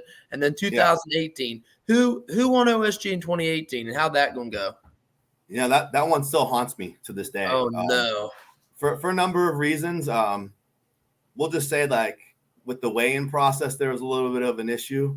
Some people were competing that maybe, I don't know, it went a little iffy, but it is what it is. If you know people, sometimes things like that can slide. But it shouldn't have mattered. I still should have won. I tied for first with Nate Green, and it went back to countbacks. It was the same, and then it went to Atlas Stones, which he beat me at. But I had a 3-point lead going in the Stones, and I just, it comes down to so many other opportunities where it shouldn't have happened. I should have just won straight up, but I got silver. Nate Green got gold, and Nate and I have been good friends for a long time. So Nate and I used to compete back in Pennsylvania back in 2012, 2011. And when I won the Arnold in 16, Nate was up a weight class. He actually dropped down eventually. Nate was one of the first guys to celebrate with me. And when Nate won, I was one of the first guys to celebrate with him. I love Nate to death. I mean, Nate was one of those guys he was probably the one competitor growing up with that I actually seen him at so many shows because we competed a lot of the same open shows together. And then he eventually moved to New York and I moved to Georgia, so we didn't see each other. But Nate won that year. Nate had a hell of a year. He won the USS Nationals and he won OSG. That was probably one of the closest, I would say, OSGs. We had same amount of points. It just came back to Stones. And unfortunately, that was his best. Fortunately for me, that was his best event and not one of mine. So, it is what it is. That one sucked, though, because I felt like that one was my year. I should have won it. And I had a couple uncharacteristic minimal mistakes that people may not see, but I know I made. And it would have, when you tie for first, you think that's a point here, a couple points there. Yeah. It sucked, but well, to be at a 3-point lead at the last event and then have it come back to countbacks on who won that last event, that would be not pretty. That would be extremely tough pill to swallow.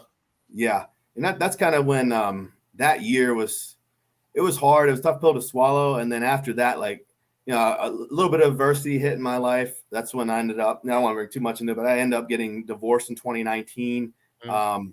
My focus didn't really shift away from the sport, but it kind of realized I need to refocus my life a little bit more because I did put a lot of time and effort in 18, but I realized, with family and friends, I need to kind of, put them at a higher priority versus the sport of strongman.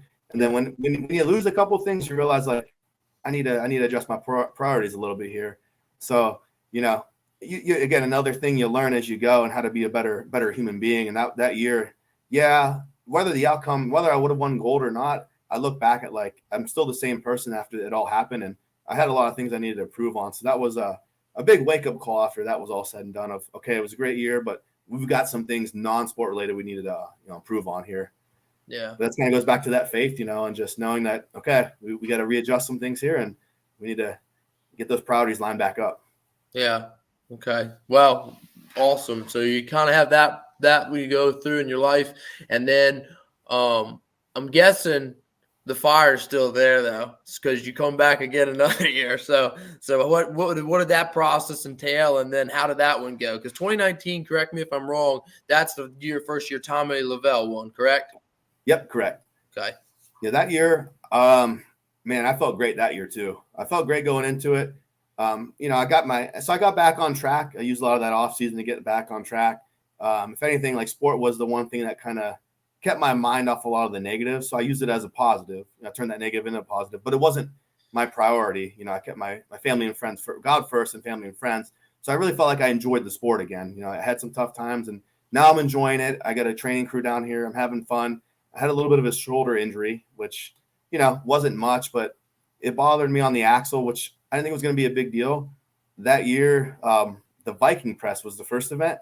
And I just remember I picked up that Viking press and, man, I was getting 8, 9, 10 reps in training, which wasn't great, but I just needed to score good. I wanted to beat Tommy. If I could beat Tommy with the rest of the events, I feel like that would really help me. That didn't happen. I only got 5. it buried me. Like, I don't know what it was. I don't know if it was day one, maybe the weight cut had a little bit on me, but because, when you pick the Viking, it's not a lot on your body in the sense of like, if you're not feeling great, the log will really hammer you. You don't have to clean it. You just keep, picking it up, from up here, it's easier. That thing just felt like it was stapled down. It was a rough start for me, getting 5 reps. Tommy got 6, and then guys like Josh, Josh got like 17 that year. I'm going, man, I got 5. Josh getting 17. I knew he was going to beat me, but I'm like, holy crap, this guy just killed it. And some other guys were getting 14, 15. I want to hear your take on this, Rich, on the Viking press. Why is it that some guys can smoke a Viking press, but their barbell or their log is under? And why are guys that like so strong like you is like a log? Why is the Viking press not there? Because, for example, my first year OSG 2022, we had the Viking press, okay? And that right there stapled a lot of people. I only got 4 reps, but I had a buddy who beat me, Nate Jones. He got 5 reps on that event, okay? Dean went on and crushed like 15 reps on that. Yeah. And Tommy, I think Tommy got 5 or 6, so he didn't do very good on that. And he said he hated that event too. What is the difference on that event versus, say, a log and an axle? I can say what I think, but what is your take on that? Because you're somebody who's so good on those implements. Yeah, I'm not sure if it has something to do with like the way people lean back, kind of turn it into like almost an incline press. I know with some of those implements, the way the fulcrum is, where the break point is, where it gets lighter. I don't know if guys figure out like the handle adjustment, handle height. I'm not sure. It's still like a little bit of a mystery. I can think of some things when it comes to the physics of it that makes sense, but I'll say like I still haven't figured it out either. Because OSG, I forget what I got that year in 22. I did better than I did in 2019, but I think I was only around 7 reps at that one as well. And I was like, dang, like maybe I got 8. I don't remember, but I know it was okay, but it wasn't great. I'm like, and I have tried everything I can think of. And I'm like, maybe I'm just getting older. Maybe my shoulders aren't as strong. But as you said, like I hit 313 on the log earlier that year. I'm like, my log press is still good. My axle's still good. But like this Viking press is no bueno. And I'm like, maybe it's the way I'm training it. Maybe it's the way. Maybe, I don't know. I think a lot of times those implements are so different. Some carry over well and some don't, and then some techniques. But I'm still trying to figure out that magic on that one. Well, what's so puzzling to me, too, is I look at somebody like, even Daniel Ashcroft, the Flash, like, he did pretty good at it. But, I mean, I would have thought he would have won that, too, because, on paper, and you and him, I mean, you guys have massive log presses, but I was kind of thinking guys who could incline press a lot better. See, for me on the axle or the log, but especially the axle, I can get in a good position and get my head through, shoulders, lock out in the way it needs to be. On the Viking press, based off of that position, I find it's like almost all front delts and then locking out with your triceps. And I cannot get in a good position. I can't get my head through, my body through. It just isn't lining up for me. But somebody like you, who has a 400-pound log incline press, I'm like, this guy, I mean, surely he's going to be good at it. But to hear you say now that you don't perform as well at that event, I have no idea what the magic is on that event. Because I would almost bet money if they had you face the implement like they used to do.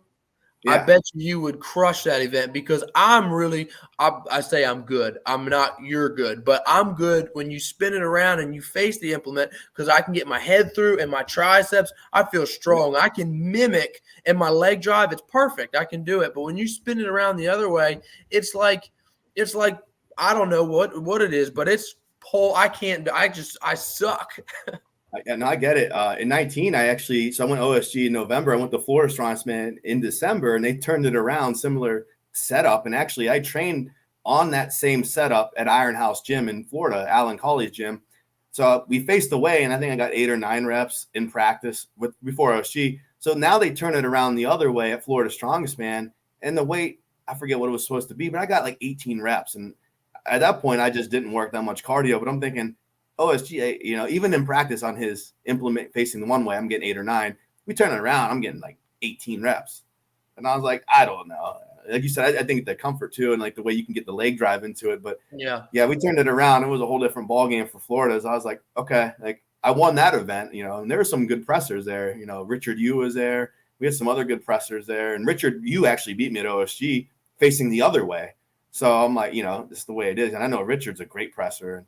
And, he just, when I beat him at that, I'm like, I don't know what this voodoo magic is on the Viking press, but like, whatever. Well, hopefully next time it faces the other way, Yeah, well, Lynn said he's going to be watching these from here on out. So, Lynn, if you watch this one, if you throw in Viking press, spin it. Let's face in this time. Let's change it up a little bit. Yeah. It's not going to be as good for the spectator in a way because of the way you're facing, but I think we can still do it. So, don't add it back, Lynn. But if you have to, face it.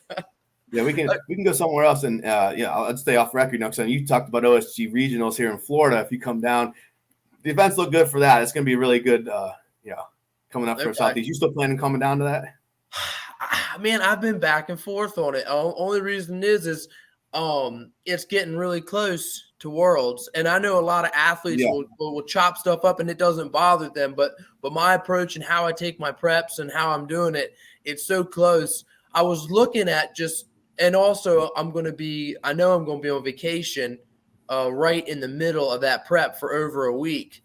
Okay. And that I don't do that either. I don't miss preps for that. So I'm not saying I'm not doing it at all. I looked at even that one in Massachusetts, but so many people, you have to have at least 4 people in your weight class, okay? And you have to win it, which I'm fine with, but there's not the numbers in there. And if anybody drops out and I fly or go all the way to these shows and it's not there, that screws me up. So I know Florida will have them. So if I'm going to compete, it'll be Florida probably. But I'm also looking too at the online choir. I've never done an online qualifier before in my life. I don't really know that I like that format. But depending on what the events are and just throwing it out there, I might try it. And if it doesn't go, sign up for Florida. I don't really know exactly how I'm going to do it. It's to be determined.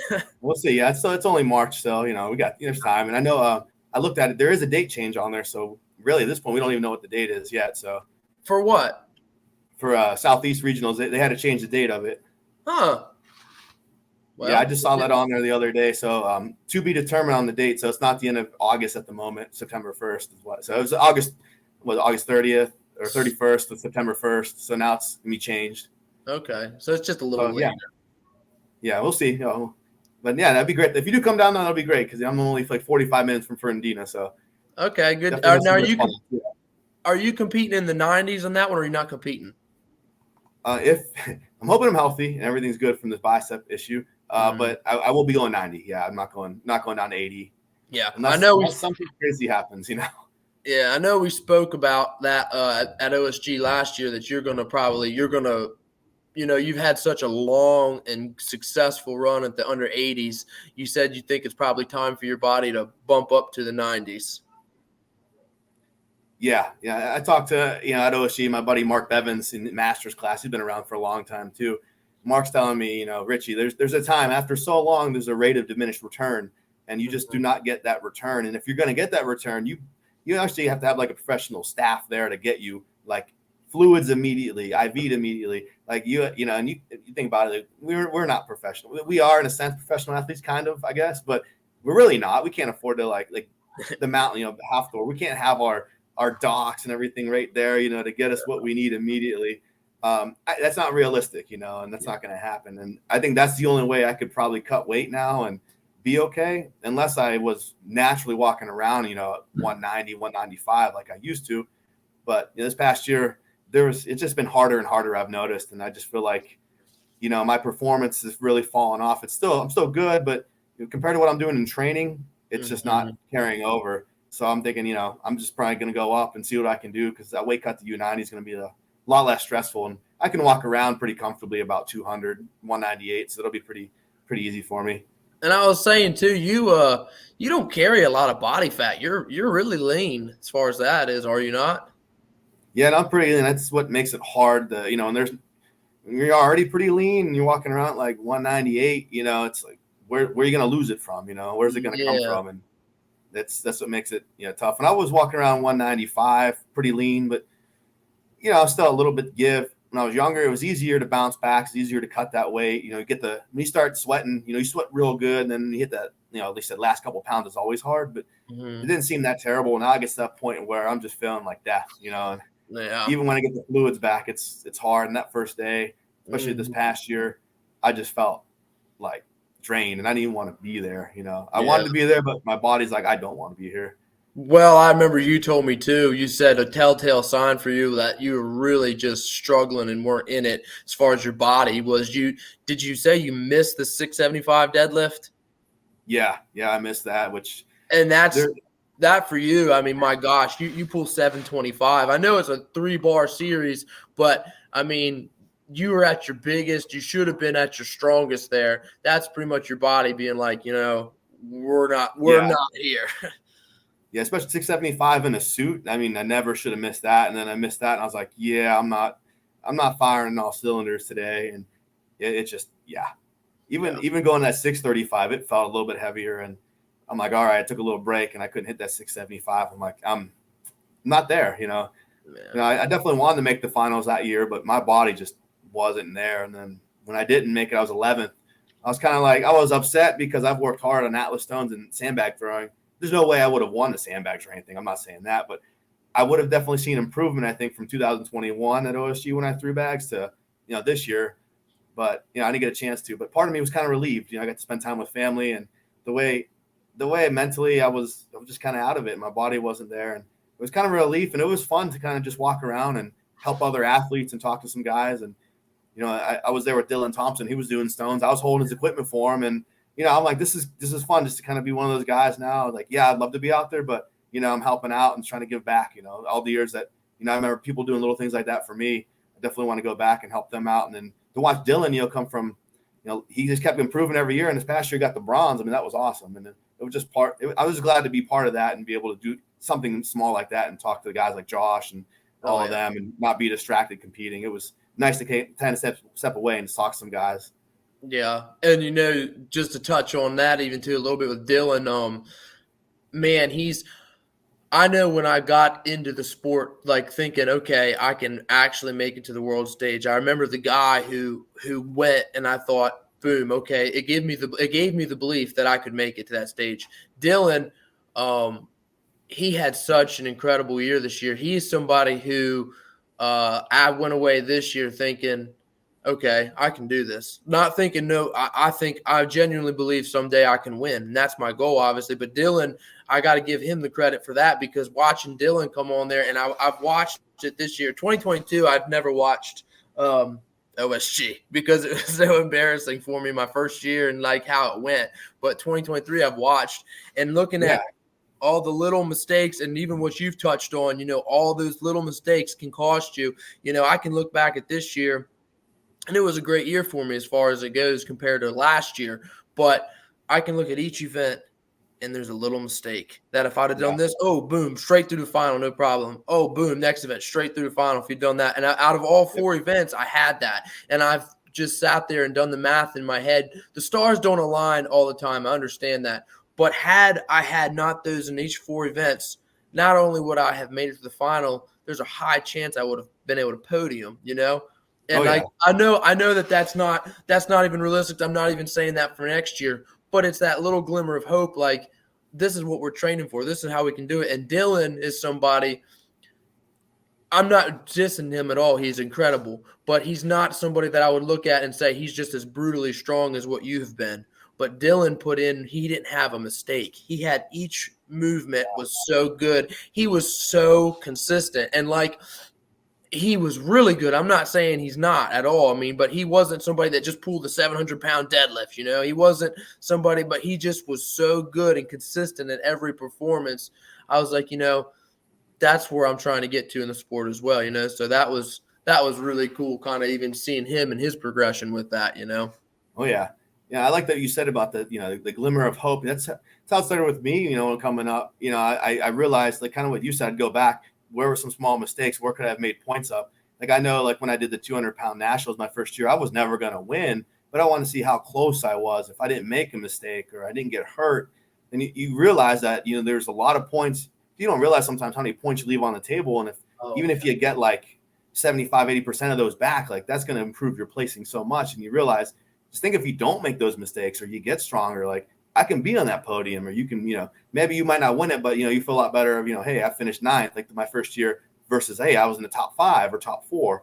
Maybe you don't get a medal. You get maybe, I think that time they used to give out little medals or something, but like you feel better just knowing that, hey, like say I finished 5th or 4th versus 9th, you're like, that's a lot better. And then, like from there, like now I'm top 3. And then from there, like, okay, what can we do to be top 2 or to be the guy, and it's always that hope. And it's there though. A lot of times, like you said, you realize how close you really are.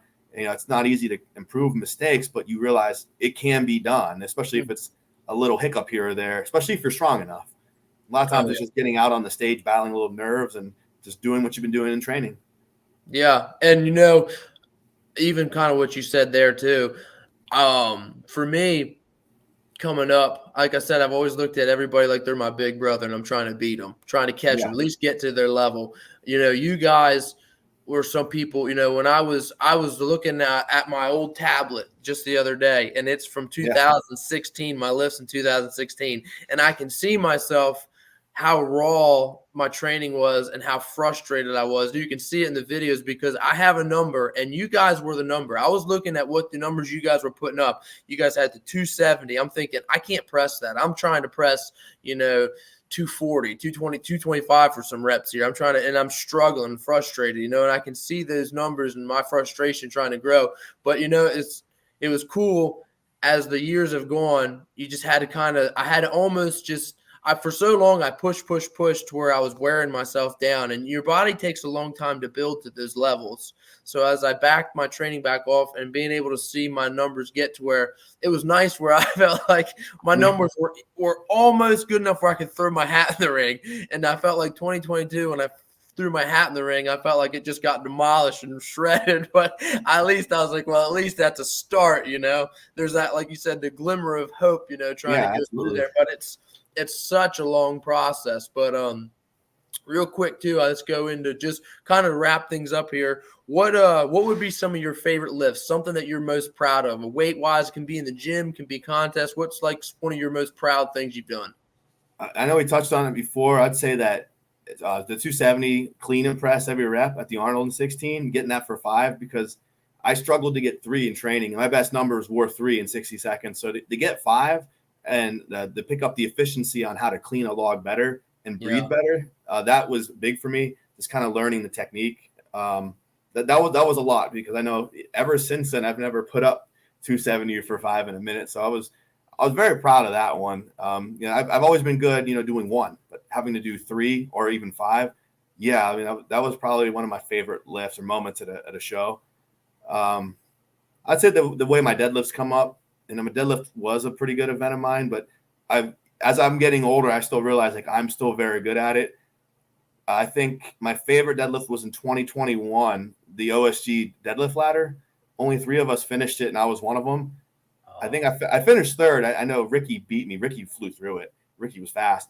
Ricky and I were in the same heat. I just remember that's the first time we'd ever met Ricky. And I'm hearing this guy, and I thought thinking they're saying Richie, but I'm realizing I'm just getting to the 5th barbell, and he's already lifting it. I'm like, oh, this other guy, and I kind of peek over my shoulder to the left. I'm like, oh, he's doing it right now. I'm like, I need to take a second. Like, I'll let you go. He got it. Okay, now I'll try to get it. But man, to see that his speed on those deadlifts was amazing. But that year, I had never pulled on a mammoth bar before, and I think our 5th bar was 685 or 675 on that mammoth bar. So to be able to lock that out at the end of a medley for the 5th pull, I was pretty happy about that, because I never trained it. And just to get it and be one of the 3 out of 30 people to get it, I felt pretty happy about that, especially as I was, getting older. And some of the people, I wouldn't say they were writing me off, but they're kind of thinking that, this guy's still good, but I don't think he's, because people talked about who would finish the medley. Of course, everyone thought Tommy would, and then the Daglish twins both would finish. And I think one of them did finish it, but to be like, hey, I'm still not bad at this. So to get through it, I was very, very happy to get through it. Yeah. That one made me happy. And trying to think what else. Those are like the 2 biggest ones that pop out, just knowing that I'm still there, Okay, this deadlift, I do like the deadlifting. I still do, Yeah. Well, to be able to be top in a deadlift is I'd say that's a lot more. I don't want to It's all events. You have to be good at them all, but that's a lot more staple of being strong than saying, oh, I'm really good at a moving medley with sandbags. You know, I'm one of the top guys in the world. To be a top guy in the world or anything, it's good. But to say you're one of the top in a sport of strength at a deadlift, which is a pure test of strength, that's pretty cool, you know, to have that. Yeah. One other thing I would add real quick is that farmers run I had in Germany, I was pretty happy about, because that was my first time going up to a U90 World Championship, and we had to do 3 something per hand, and it was cold outside. I mean, we were competing. I think we started, it was like 38, 40 degrees in Germany. It was in September. It was chilly. You know, they had a little sauna out there. It was really cool. You know, go in the sauna and warm up, and get out there. But a lot of guys were dropping it. You know, even Ben Donen, who's so fast at the farmers. You know, he booked it the first, you know, I forget how many meters we had to go. The first however many meters, he killed it. But coming back, he dropped it, left the door open a little bit. And then for me to have such a good run, no drops, all, you know, went down and back with 3 something per hand, which is something I hadn't done before. You know, in training, I went up to like 295 per hand on the rogue handles, but never did anything 300 plus. And I've gone 320 in a straight shot for like 40 feet, 50 feet, but never a down and a back. So I was pretty happy about that, and to set the bar pretty high in that event. My hand was a little cut up afterwards, but I was like, I'll take the pain now. You know, I finished, you know. Yeah. Where did you finish in that whole show? I believe 4th place. That's really good. I was happy. I missed the podium by a few points. I know that Husafel Stone Carry killed me. I was sitting up there in 3rd place, I think, to it was a 330 Husafel Stone. The thing was thick. It was tall. I couldn't see over it. I just couldn't get comfortable on it. You know, I trained with that weight. Did so much better in training. That one was something, I don't know what. I hit a wall. I did not do as well. I think out of like 10 athletes, there's 10 or 11 athletes there. I think I finished like 8th or 9th out of 11th, and it wasn't very good, but it is what it is. It was just an odd implement, you know. I learned, you know, over there in Europe, they make some pretty hefty stuff. I was like, yeah, they kicked my butt, but yeah, still finished in the top 4. I was pretty happy. I was like, okay, like going U90 now. I'm good, but now it's a new class, new weights, new athletes to compete against. Like I'm like the rookie, you know. I'm the young guy. I'm not young, but like, you know, I'm the guy trying to make that jump up there now. And then, you know, I watched the OSG, those U90s, and I'm like, I got a lot of work to do to, you know, if I want to be top 10, you know. And I watched guys like Andrew Hennis, who went from U80 to U90, and I think he was 5th or 6th at OSG. And Andrew and I used to go back and forth. You know, he's an awesome guy, and I'm thinking, okay, like that's what I want to do. I want to be able to do what he's doing and try to get in the top 10 at OSG and the U90s now. And like you kind of talked on, like now there's that glimmer of hope, and now I'm resetting new goals. You know, being at 37, I'm hoping to get into the Masters division one day, and maybe they'll have a Masters OSG, a weight class Masters OSG. So maybe I can get into that.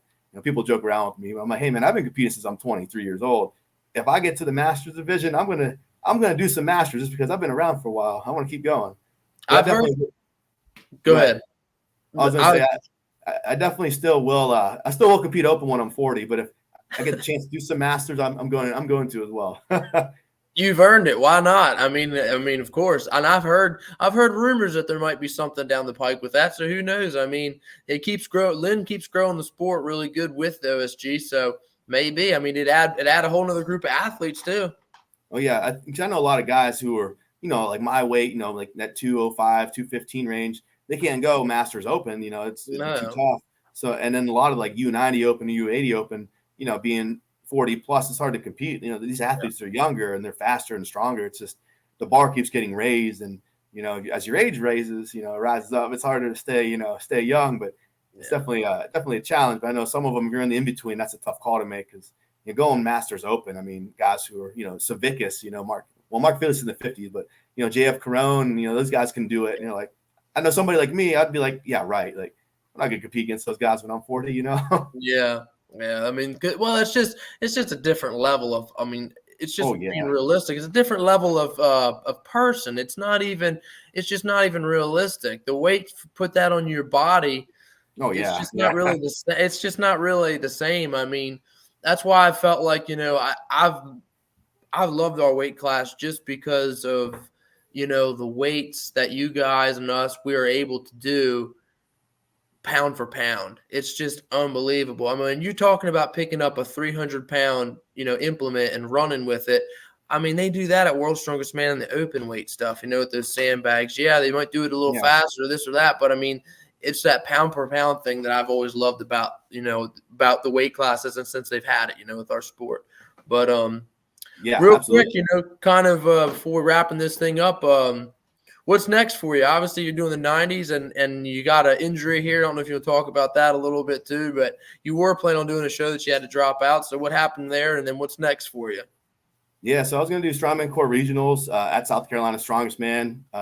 January 23rd, I had bought a new sandbag, filled it up, put 250 pounds of sand in there, but our back break room kind of flooded a little bit. A lot of the water came out of the drains. I didn't realize my sandbag got a little wet, so it didn't weigh 250. I thought it did, so I was doing sandbag to the shoulder. I was practicing. I was thinking I'm doing 250, so I went 200, 230. So the bag was wet. I pick it up, I put it in my lap. So I'm sitting in the lap position, and it starts sliding away from me because it's wet. And also the sand's not wet. So I'm thinking it weighs 250. We ended up weighing it weighed 290. I mean, the sand got so wet. It was like a big brick missile. It was heavy, but it's sliding away from me. So I'm kind of exposed, and I go to reach out, kind of bring it back in, and it's falling away from me because it's slick and a little water. And I just felt a little bit of tightness in my left bicep. I thought it was nothing. I dropped the bag and, I flexed my arm. I was okay. It is what it is. And being an idiot at that point, I tried it again. I got it to my shoulder, but then I realized it's kind of heavy. So then we weighed it and I realized, it was 290. I'm like, ooh. But from there on out, I've noticed, I couldn't do any bicep curls. My forearm started hurting. So I took it easy. I still train for the competition. Just recently, I started filling it up in the top of my bicep into my shoulder where the bicep tendon connects up in there. I can't do the log. When I was cleaning the log last week, I felt like a jolt of pain through my shoulder. I had to lift the log down. So I thought maybe I could Viper press it. So I took a week off, went back into Viper presses. Those didn't hurt. And then one rep, I did it correctly. But as I rolled it up my body, I felt like I got kind of electrocuted. I felt like the tendons go over the top of each other, and it was like a jolt. I felt like electricity going into my shoulder. I had to finish the rep because it was already over my head, but I set it down, took my equipment off. I kind of nodded my head like, okay. But in my head, I'm not going okay, because it was a good rep. I'm going, I can still flex my arm. Nothing tore, nothing popped. But I felt that pain in my shoulder. So I was like, that's it. So this past Thursday, I took the log out of the rack just to see if I could even, take it out of the rack. At 210, it was heavy on my shoulder. So I'm like, I gotta call it. I gotta go see somebody about this before it gets worse. I'm just thinking, I still want to compete this year. I don't want to miss the show, but it's best to not push it and, make it worse. So, I'll go to the doctor on Tuesday and we'll see what happens. But I'm hoping it's just a little strain. After a month or so, do some PT recovery, I'll be okay. Not sure what's next, honestly. I would like to do Lynn's OSG Southeast Regionals. Wouldn't mind jumping back into Static Monsters just because I did that in 2020. That was a lot of fun. And then, OSG, kind of up in the air about OSG this year. I want to go, but we're in the process right now of, selling her house. Then she's moving to Jacksonville and trying to buy a house. And we're going to get married this fall. So there's a lot going on. So yeah, I don't know if Madison will happen as much as I want it to happen. I'm not saying no, but I'm not saying yes. I've never missed OSG. I've been to every single one. I don't want to ruin that streak, but if life happens, I might have to miss it. It's okay. But we definitely plan to go do it next year. Want to go do Ultimate Strongman again or another show overseas. Mm-hmm. We checked that box last year, and it was so much fun going overseas, competing in other countries, meeting new athletes. Still friends with a lot of them. I actually had dinner with my friend Volker from Germany. He took care of us when we were over there. So, I made sure when he came to Charleston this year, I took him to dinner, and, just those friendships you create. It's so much fun. That's why I love this sport. Keeps me coming back. Another reason why I'd love to go SG to see everybody again, but definitely want to compete in something in the summer. We'll just see. We'll see how the recovery goes, and at least worst case, I'll do OSG Southeast Regionals here in Fernandina because, like I said, it's 40 minutes up the road. Why not? I can drive to it, and Lynn always puts on a good show, so it'll definitely be fun. Yeah. Well, if I don't see you there or Madison, hopefully I see you sometime shortly in the future. But anything else you want to add before we wrap it up? No, man, I just appreciate you having me on here. It's great to talk faith, great to talk strongman. I had a lot of fun in Charleston catching up with you. It's just been great, and I'm glad you extended the invite to do this. It was fun to share a story. I know a lot of the younger strongman, kind of know about me, but it's cool now to kind of share a little story, hopefully share a little strongman wisdom. like I said, I've seen a lot of guys younger who have made so much progress, and it's great to see, and I love to see it, man. And I look forward to watching everybody else grow, and I look forward to seeing everybody at these shows. Unfortunately, I won't be competing against a lot of us U80 brothers, but when I'm there now, I'll be able to at least help coach, give some advice. I always love to do it. It made it so much fun this year, just helping Dylan out with some minimal things, just being there with him this year, and OSG, like I said, talking to you. And I know you'll be in the finals here shortly. It'll be fun watching you in that OSG top 10, man. It's just, again, I really appreciate it. It's been a lot of fun, and it's just great to talk and, give back to the Strongman community. It's been a great, it's been a great part of my life. I've been doing it, like I said, since 2010. And, I just look forward to a lot of the great people and, keep trying to make an impression in the sport and just having fun with it. Yeah. Well, I really appreciate you coming on here. And, a lot of people know what it's like to do something, but in increments. High school's 4 years, college is 4 years. People know these little blocks of training. You're somebody who, my gosh, I look up to, but I have gained so much respect. And even through this interview, since 2010, you've been sitting here grinding, putting in work. That is a long, long career to be at the top. It's one thing to compete and kind of push this and that. The mental strain, the mental drain, my gosh, the recognition that you really deserve for what you've done, you're not even getting close. I would love to say that millions of people would see this, and there's not even going to be. But what you deserve for what you've done in this sport, to be at that level is a drain, and people don't understand what that takes because nobody's done what you've done. You've got a lot of guys that have done this sport and they might have achieved, OSG or this or that. But if you look at the careers, they're not got the length and the longevity that you've had. You're like somebody. That's why I kind of compared you to JF Karan, to have such a long career. And talking about your faith, and being able to, the mental strength it takes to do what you've done for the amount of time you've done it, at the level you've done it, it's absolutely incredible. The numbers you've hit, you've just been an absolute powerhouse, mentally and physically. So I really appreciate you coming on, and man, I hope as many people see this because they really need to. So I appreciate it, Rich. Thank you for coming on. My brother, I appreciate you having me. Thank you again. All right, you take care. Have a good rest of your day. You too, brother. All right.